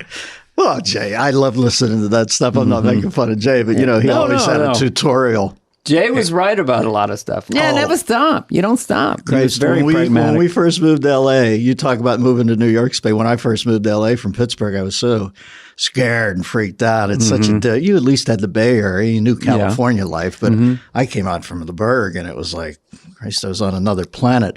But thank God Jay had more of a proletariat underpinning, and he would have the same guys up, Seinfeld, Brogan, Larry Miller, Marr. Once in a while, we'd meet up at Jay's house up off Castle Drive, I think it was called. And Come on over. You'd go in and Jay would hold court at night. He always had pizza.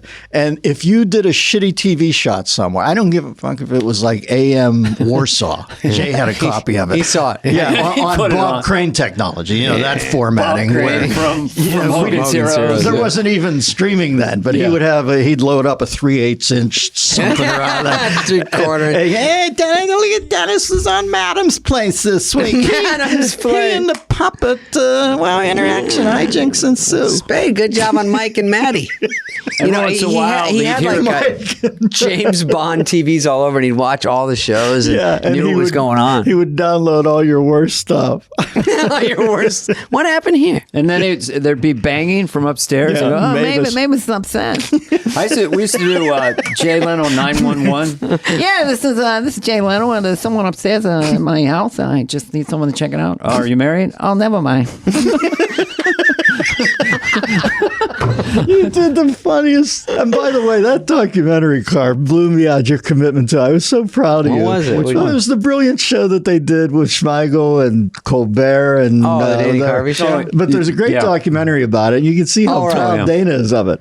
And listen, that's a bad play by Brad. God rest Brad's soul. But you don't put Dana on with that crew. That's a wrecking crew. Oh, that's like those session guys, Hal Blaine and all that in that studio. I mean, those are killers. It was an HBO show. And God bless Tim Allen. I mean, he was a huge hit, but they could not be more chalk and cheese, as the British say. No, once it was on primetime following Tim Allen.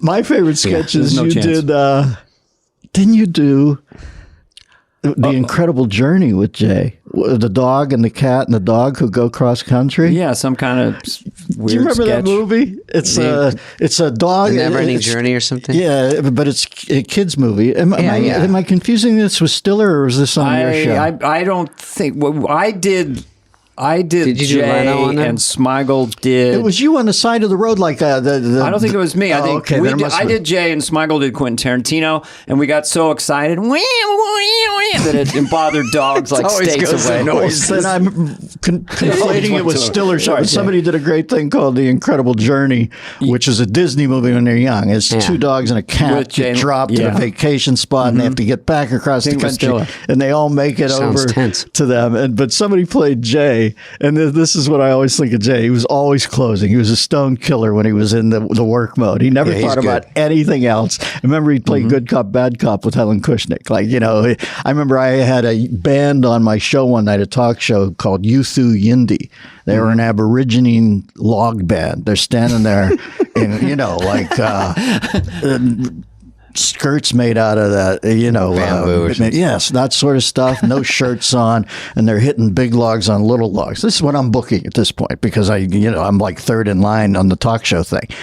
So the Yuthu Indie manager comes up to me and says, "Hey, we got a call from the Tonight Show. They said we weren't allowed to do it if we did your show." I'm talking to a guy in a loincloth. So I called Jay. I go, manager. "What the fuck are you doing? You're kidding me. I've gotten out of the way. I'm not trying for Tom Cruise. I've got the Yuthu Yindi guys telling me that you're bracing them." That's hysterical. I had no Helen. Yeah, he goes to Helen.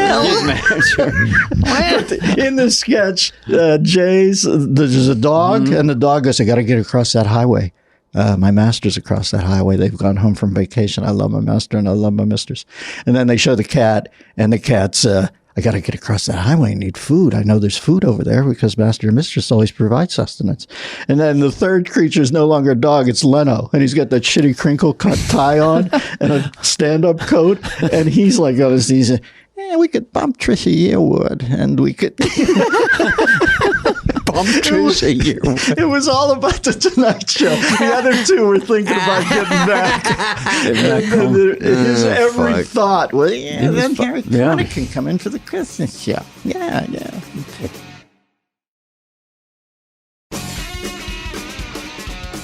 Do you want to talk about SNL a little more?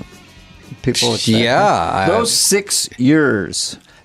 Was there a point where you felt you turned the corner? I mean, I remember one time Lorne had Whitney kind of try to maybe coach you a little bit or something. There was a blip there, and then after that, you seemed like you got comfortable. You know what? I got to say this. Lorne changed my life. He's like Henry Higgins. Oh yeah, it was all well intended. I look back and I don't even know if Lorne lauds it over you as much as you give him to. You know what I mean? He's such an omnipotent power in your life. You mean it's like in your head about he's pretty cool, you want to go, Lauren Lauren. doesn't really think about you. Yeah, every day you're like, I wonder if Lauren thinks this. I wonder if he's like just on a treadmill at home. He doesn't It's give a like fuck. Paul McCartney said about the Beatles music. He goes, you listen to Winston Churchill, it's still all, wobbly and hissy. You listen to the Beatles, we get shiny and brighter all the time.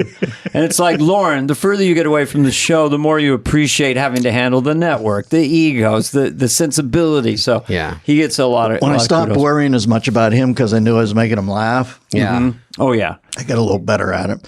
But I do remember coming out of the box and having a bit of a... I had this happen too. It's one of the gifts stand-up's given me. I was always such a neurotic kid.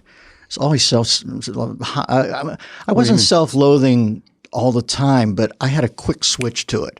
If anything went wrong, if I shot like a 61 in 9 holes of golf, I'd go, oh, you're such a, you fuck everything. I had that thing. And I got over that with Lauren. I didn't turn on myself as much. I remember thinking, you better get on your own side here. Yeah. And it happened to me on Letterman one night where I was standing back there. You remember how scared I was? So scared. We all I don't know about you. Letterman. And Biff standing there. Biff. You remember Biff was so sweet. Stage manager Chewing before gum. you go on. Not a care in the world. He's And like, he's so cool. He's, you kill it. And you're thinking, they do this a lot. Somebody must be doing it right. And right before I went out, and I had all day long been, they put you up at that hotel on Madison right there where all the watches were of the Longines building or whatever. And Midtown. I'd get up, I'd walk on Madison, go back to my room, try to lay down, walk. I was so the nervous. day of the show, it's like a nightmare day. And I remember thinking right before I went out, I thought, Christ, you've worked so long and so hard, and you've dialed these jokes in.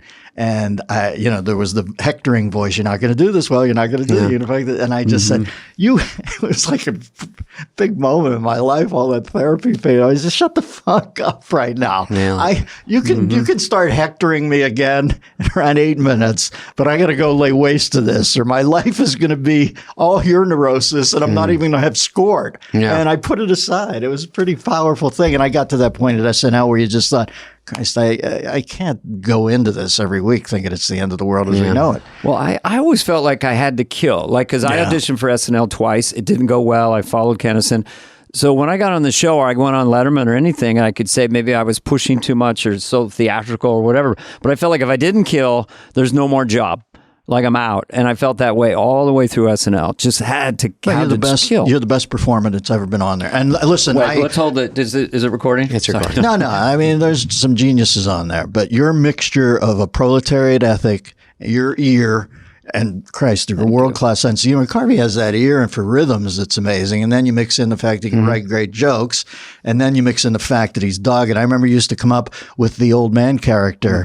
Grumpy old man. Which is sweet, but it's not sketched out all that much. It's about the rhythms. It's one and the rhythm, And I used to hit you on the leg right before we went on, and I'd say, this is going to so fucking die, and you watch this. I'm going to destroy these people. I don't know. And you would get up there, I don't like things now compared to the way they think they used to be. David wrote a joke for me once for that. Oh, I did, yeah. Yeah. I don't like these latex condoms. In my day, you had a rabbit skin. You tied it around your yoinker, whatever. With a bungee cord. With a bungee cord. You use the same one over and over again. And that's the way we liked it. We loved it. Well, that was a dry joke.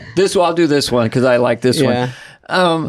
I wore. Sorry, I forgot it. Wait a minute. Hey.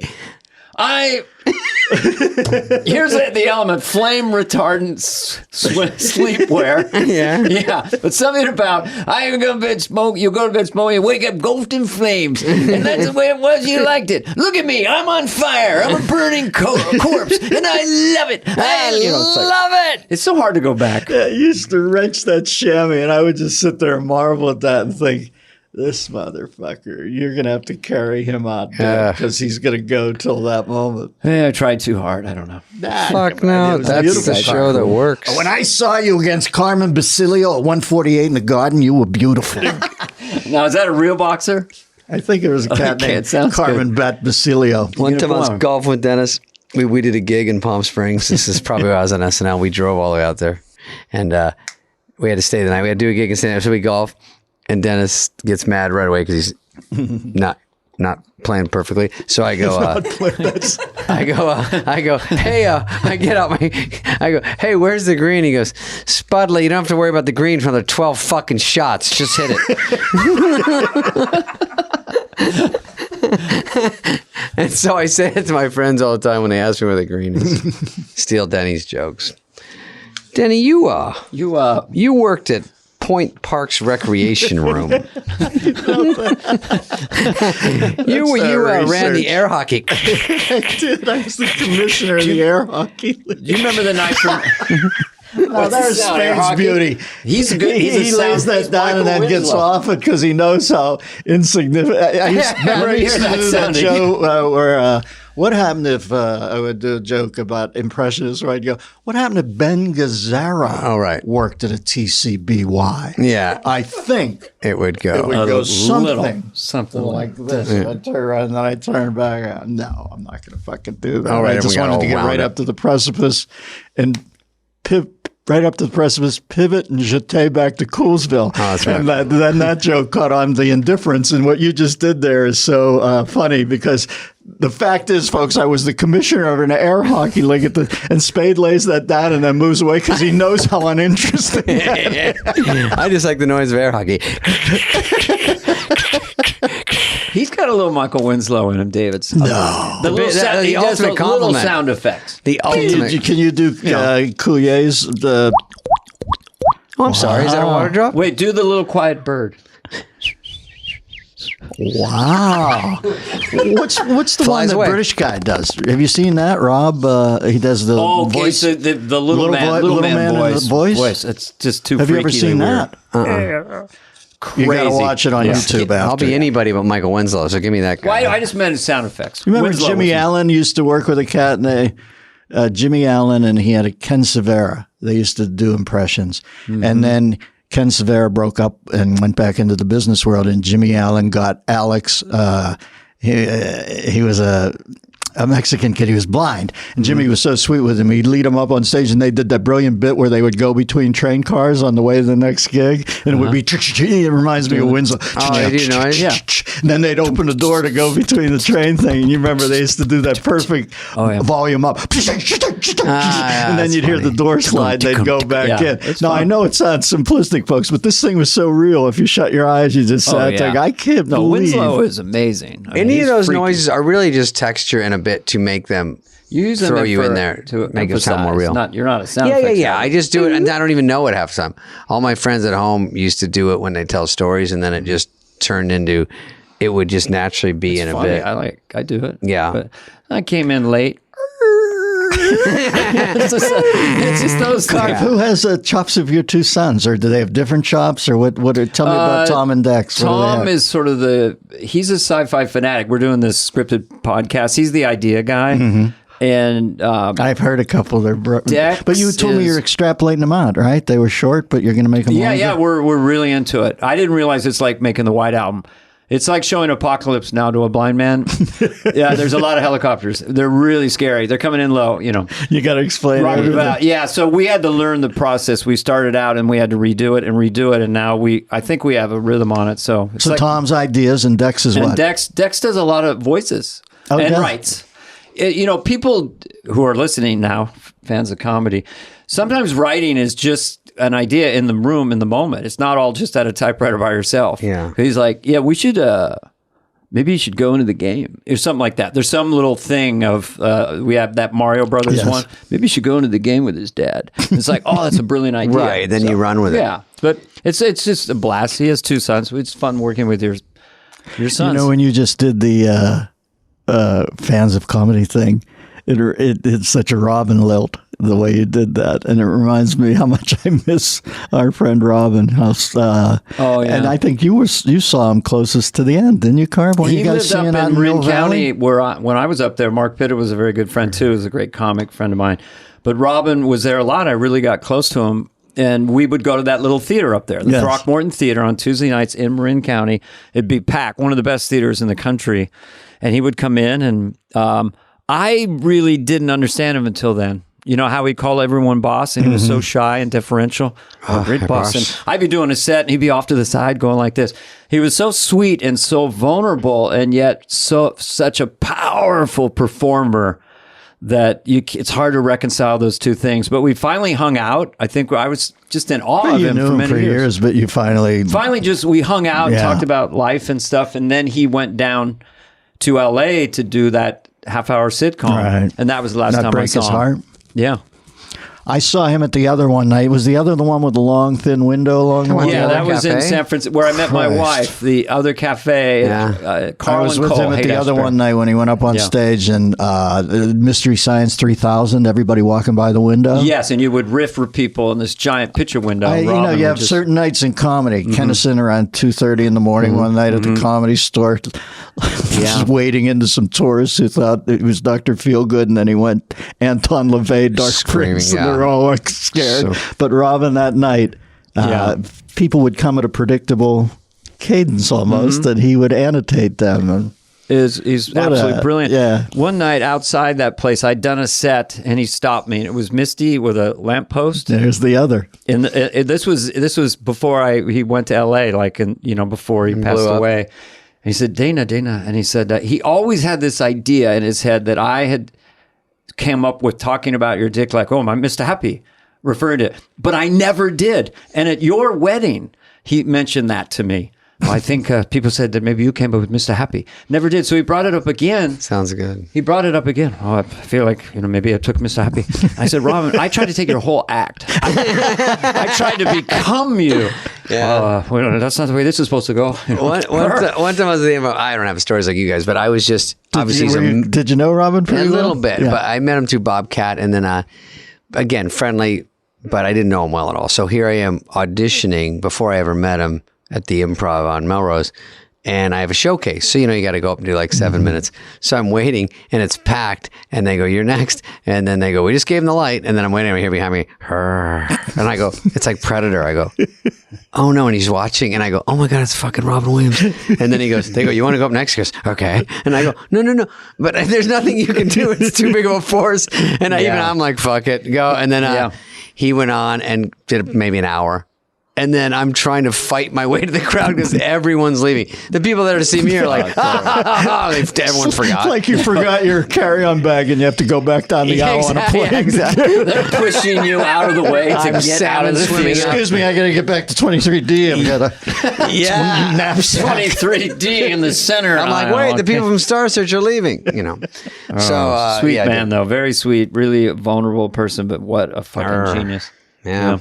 At our crap. But when I do these talks with David in this podcast, I think of people like us in high school listening to this, and it is kind of an interesting aspect to it. Because when I was watching, I don't know about you guys, I'd watch people on TV as a kid, and they would never really say how they got into this.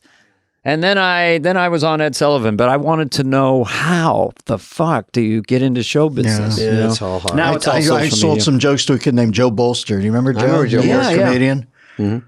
He was in town working at the Pittsburgh Comedy Club, and Christ, I was living in an earthen floor basement. I was like a step away from being, Hannibal Lecter's lighting stand, and it was so grim, my life.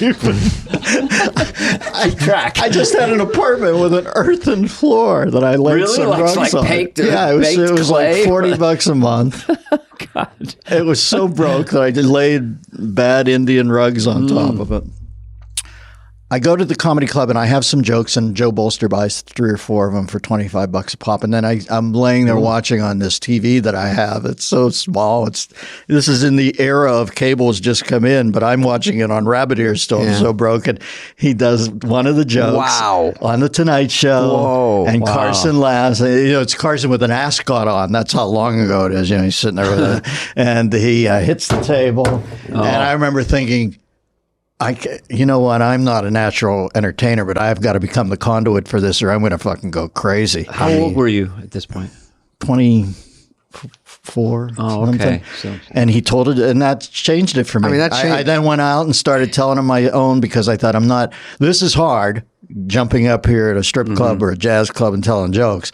It's not as hard as laying there in an apartment with an earthen floor and an Indian rug on it and watching somebody else make Johnny Carson laugh with something you thought of. You better get it together, brother. It also shows you're in the vicinity. You're like that. Just right there, you go, wait, I did one I thought of, and it's on TV, and I'm close enough to get it, so I'm not that far off. Yeah.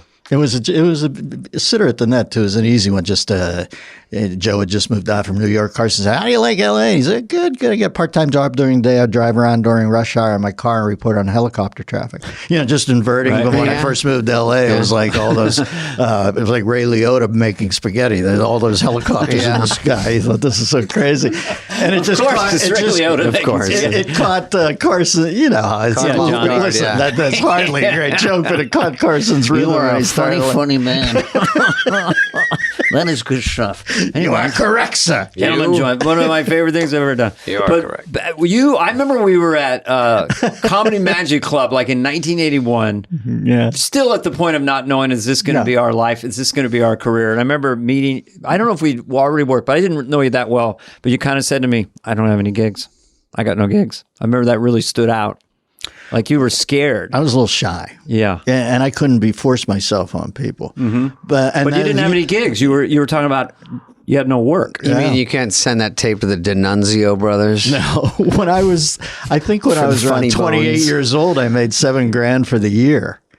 And I remember thinking, I better hang in here because I'm behind everybody now. And then shortly after that, it happened. Thank God for guys like Mike Lacey, who would give you a burger. We're talking about the Hermosa Beach Comedy Magic Club. I don't know if Mike's still affiliated with folks, but if you're in California, it was a show place. And God, it was a beacon in the night for lost comedians because we used to all go down there, sit in that back room. Dinner. Mike would feed you, and he was the sweetest guy in the world. And then he'd had animatronic dolls. He'd say, hey, I gave my Eddie Bracken doll a new belt loop, and you'd go out and go in the other room. He had comedian puppets and stuff. It was Comedy Magic. Do you remember following a magician? They'd always have a magician story about middle. Following a magician, but then you'd go out.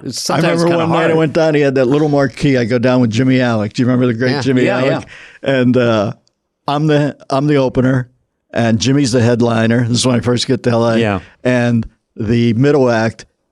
You remember Jimmy had the bad leg from childhood polio. The middle act's Marty Polio. If we pull up to the marquee, it's Jimmy Alec, Polio. Polio?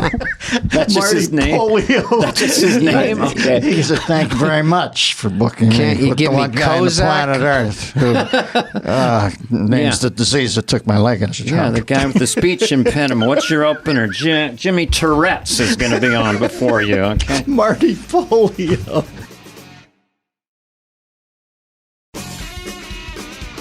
I can't let Dennis go without thanking him for being in Joe Dirt. Spade. God, it gives me cachet with the kids. I can't tell you how many people. I don't know how that didn't turn into something else, Spade. I know you did too, but it's like a Wayne's World thing. Bring it back now. I have people come up to me.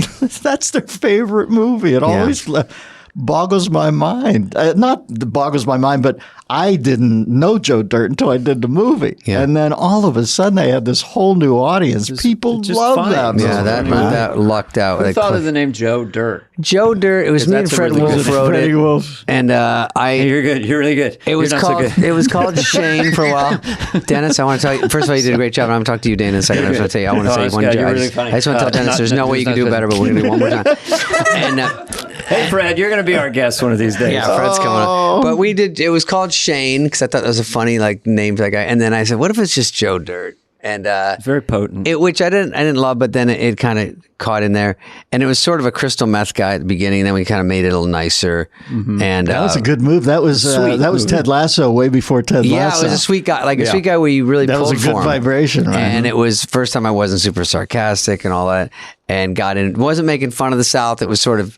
One guy was really like a genuine, authentic person, and Kid Rock was great. You were great. Dennis and I remember I had script pages on my lap because I think we had Dennis for one day, And he was just making up joke after joke. It was just fucking spinning gold, obviously.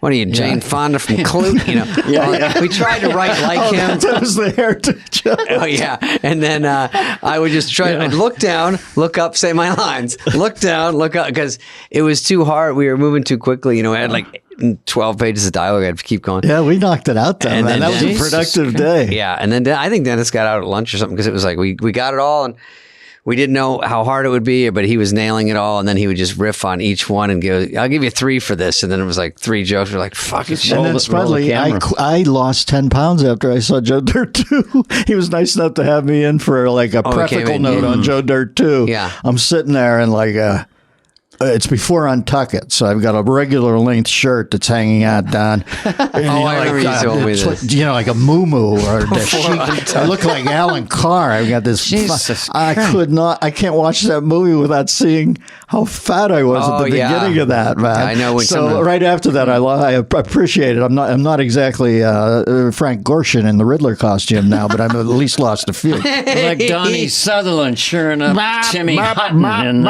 My first I did a movie once with Michael Douglas and Donald Sutherland, and it was called Disclosure. It was about sexual harassment. I saw it. That's a great movie. And I remember seeing for the first time how the other half lived, because as soon as they'd yell "cut," you know, Michael had the whole world wired. He was Gecko in real life, and Sudsy was so funny. Yeah. He was like a hippie guy.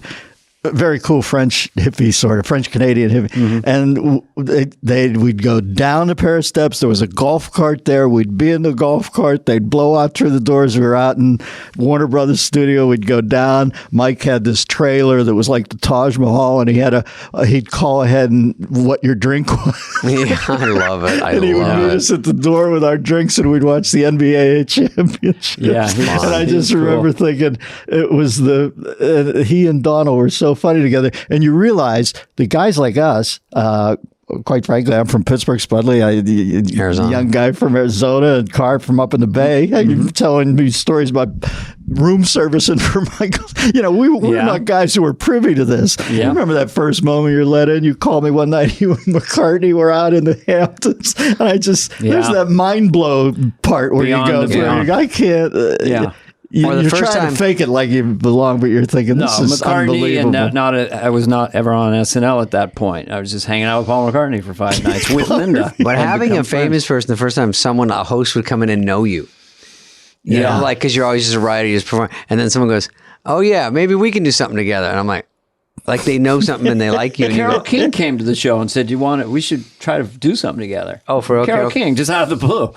I don't know. That's a big part of SNL is Lorne almost as much as being funny and not being a sweat act and not laughing at your own jokes. Yeah. He does not want you to be overly supplicating with people. No. You know what I mean? You remember those Monday night things? Sometimes you'd sit there with somebody really who was your hero and he didn't want you gushy about it. Did you have people like throughout your tenure in SNL and your career, like somebody famous that was older that gave you kudos?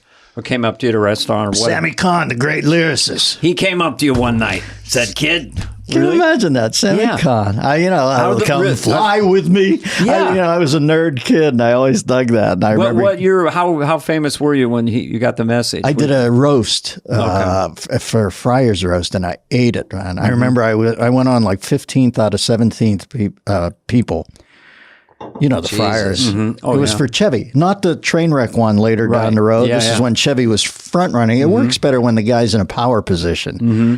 You know, because the jokes sort of fall and you off also their know back. him a little bit. Yeah, Chevy later, still Chevy. Mm-hmm. I mean, Chevy's, to me, hugely funny, but it wasn't quite the success story. Yeah. So the jokes landed and stuck a little more, and it's harder to watch. But I remember I went up and I said, nice to be here in the Friars. I always think of Milton Berle. Milton Berle's dick is so big that I'd have to think he stole that too, and because he was famous for stealing jokes. So it's a good joke, but I'm like, nobody knows me. He's Yoda there, and they're thinking, who the fuck is this kid? It's a great joke. I eat it. I remember Paul Newman's on the dais. I looked down, and Paul Newman, who was very cool, but he has to avert my gaze because it's so bad. Like what's going on? I hate that. And I come off. After it, this goes back to Sammy. I come off and man, I am. Nobody has felt worse at a Friar's Roast until Whoopi convinced Ted Danson to get out of the Hanson cab in blackface at noon on 7th Avenue. You know that? I'm sure he can still think of that and sit up bolt upright in the middle of the night and go, what the fuck was I doing? But Sammy Kahn comes, he's Dennis, Sammy Kahn. It's the Sammy Kahn. He goes, fuck Milton Berle. Oh, I love it. And he was so, just the fact that I was commiserating, assuaging my wounds with Sammy Kahn made me laugh. It's an amazing existence being in show business. If you get lucky like we do, good Lord. Well, I love you boys. Thanks, You're two of my Dennis. dearest friends. How long have we been together great. now? 30 years? I've known let's say you. lower. I've met you in like Yeah, 81. a little shorter with you, Spudley. Who did you run with? You used to run in that alley. Remember Rob was, I met Rob's daughter. Schneider has a daughter who's a singer. Elle King, Yeah, she's London's child. Yeah. As I met you and It was always Adam, you. a little less Adam, but remember we had apartments out in the valley somewhere. I was on the Studio City. I had like a swinging apartment, and I remember I bought an old front car seat for my couch. And that's how nouveau gauche I was. Yeah. Wow. I remember buying it at an art gallery. And that was my couch, was an old car seat from a Dodge Valiant. I thought it was cool. Remember bringing women home. You'd see a Roadrunner cloud heading off into the distance. What the fuck, Dr. Theme? And we all lived out there, and I would run into I you house cats. sat for you once on Coldwater. You had a huge house on sticks, and it made me that was a scared. bad house. Because you have sticks Not on good the hill. with seismic. It was activity. hanging off. I remember my saddest moment in L.A. I was into that place. Back then, it wasn't that much, but for me, it was a lot of money. And I remember Phil took a step up. Remember Phil went north of $1 million, not in Encino, and we were all like, our minds yeah. were blown. Shit. Some in the high hundreds. But I've got leaks like out the wazoo. Nobody's building the code in L.A. It rains once, and all of a sudden, it's the parting of the Red Sea. And I get these roof guys to fix it. This is my grimmest moment in L.A. I come home. I walk in the door, it's just pouring through the water. I go up and two guys just stoned out of their gourd, sitting in the rain on the roof with a big spliff, looking at me, hey, Mr. Miller, home early? We were just going to lay down some time. It happens. L.A., when you first get money, you don't know what the hell to do. I know. Spudley, by the way, beautiful pad. Beautiful. Oh, yeah, we're doing this from the house for the second time. The artwork is impeccable, and the place is just the nines, man. I'm happy for you. Spade was always so Basquiat. smart, and then we'll wrap. I'm sorry, but I love worries. talking to you Love guys. it. But when Keep Spade took that show, I said, he's the smartest cat. Because everybody takes the thing where they're the center Right. of it, David was and from then SNL. you're the first guy they take out. Yes. And, they go, it's not like SNL. And I always said Spade was so funny because George Segal and Laura San Giacomo, she's hot off the They had a great Sex cast. Lies, Right, and, yeah.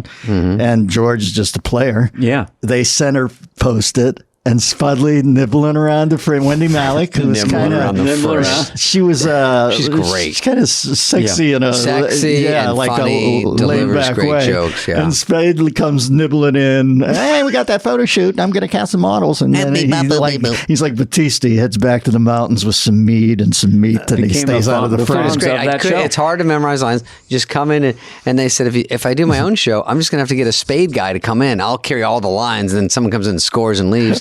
I want to be that guy. Yeah, Smart. Yeah, you scored in that I got show. lucky. I know. Hysterical. All right, thanks, Dennis. All right, beautiful. Thanks, Dennis Miller has been our guest. Love you too. Peace out. Hey, what's up, flies? What's up, fleas? What's up, people that listen? We want to hear from you and your dumb questions. Questions, ask us anything. Anything you want. You can email us at flyonthewall@cadence13.com. Here's a Spade. Okay, I'll just introduce. This is from Ryan Bach. Dear David and Dana, I'm sorry for only coming up with a Spade-centric question. Okay, I'm going on a personal vacation. Okay, I'll take over. Okay. I'll relax. This is the longest question. It's something I've been dying to know for over a decade. No interviewer has ever asked him, to my knowledge. Can you please tell us everything about Emperor's New Groove Experience? Sure. That's a separate podcast. How did it come to you? How did they decide it should be a llama? Do you realize it's by far the funniest cartoon made in the 21st century? And people quote it. Adore you both. Oh, you're back in. And happy this podcast came to life. Cheers. Ryan, a female Ryan. A female Ryan. Okay, switch hitter name like Dana. Okay, What did the llama sound like? I mean, I'm so. Meep, mop, moop. No, I And can't what would he remember. say? Hello, I'm the llama.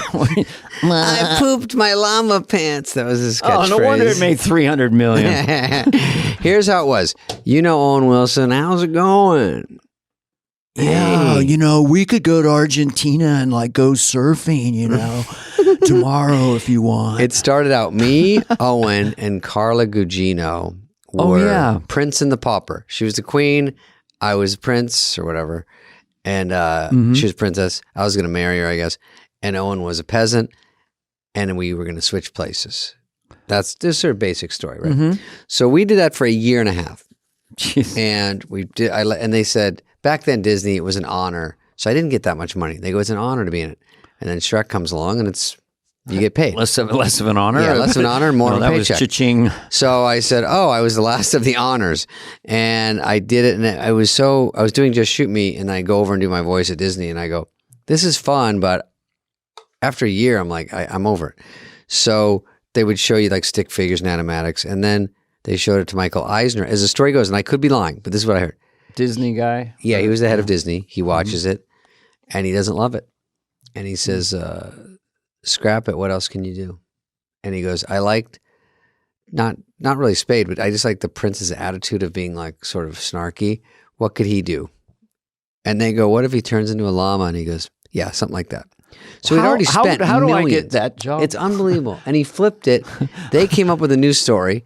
Another year and a half. Sting does the music. They throw away all his old songs. He gets mad. There's a documentary about that. Really? So this is a very interesting It was story. a real whole thing. Yeah, Trudy did a documentary. So I finished it off. I was being crabby at the end because I didn't really know where the story was going. So we were just making up stuff. And when I saw the premiere, I never met Patrick Warburton, who was Kronk, who was great. Eartha Kitt, was Yzma? Great. Sting's music was unreal. He got nominated for an Oscar. And then it was so funny at the premiere. I go, am I out of my mind or is this fucking hilarious? They did a great job. And with cartoons, I did the voice fine, but they make everything funny around you, Dana. You've done it. You did Life of Pets, was it? I did The Secret Life of Pets. Yeah. The first one did really well, and then the second one not so well. So, but we have a ride. Do you have a ride with your? I mean, I think they're Yeah, working on some. Universal- There's some, yeah. there's some drawings Oh, and I'm some in a sketches whole big right now. giant ride. They say more people will see the ride and go on the ride than ever see any movie. I have a ride. damn it. It's at Universal. As you come into the thing, you're going down the tunnel. My dog is introducing it. You're gonna love this ride, and I get a little taste of the action. Little checks keep coming in, but yours is good too. It No, just didn't it's make it to good. a I might no go on ride. that. Couldn't you just give it a Ferris wheel or something? I'll check out The Secret Life of Farts or whatever it's called. Anyway, we're broadcasting from David's beautiful house, so I can make fun of The him. Emperor's New Groove didn't pay for it, but It was I a did big it, movie. and then I was so happy I did it because I really liked it, and I got good reviews for the only time in my life, and then it went on and on for Disney. So I love it, and I appreciate all the people that like it out there, and I was lucky to be in it. If I'll leave it at they animated our podcast, and you were They should. and you were a fly, what voice would you use for the fly? Meep, mop, moop. It doesn't matter what it is. that. Doesn't matter. It's just the I'm idea a that you're I'm a trying. robot fly. No, I played Buzz and Scuzz as horseflies in a show called Racing Stripes. Steve Harvey and I were flies, horseflies. I would do this voice, and no one would know who it was. I would be That's a a fly. fly? I'd be a fly talking like Cary Grant, but no, the kids wouldn't know. It's just I'm a very sophisticated fly. This is how I am.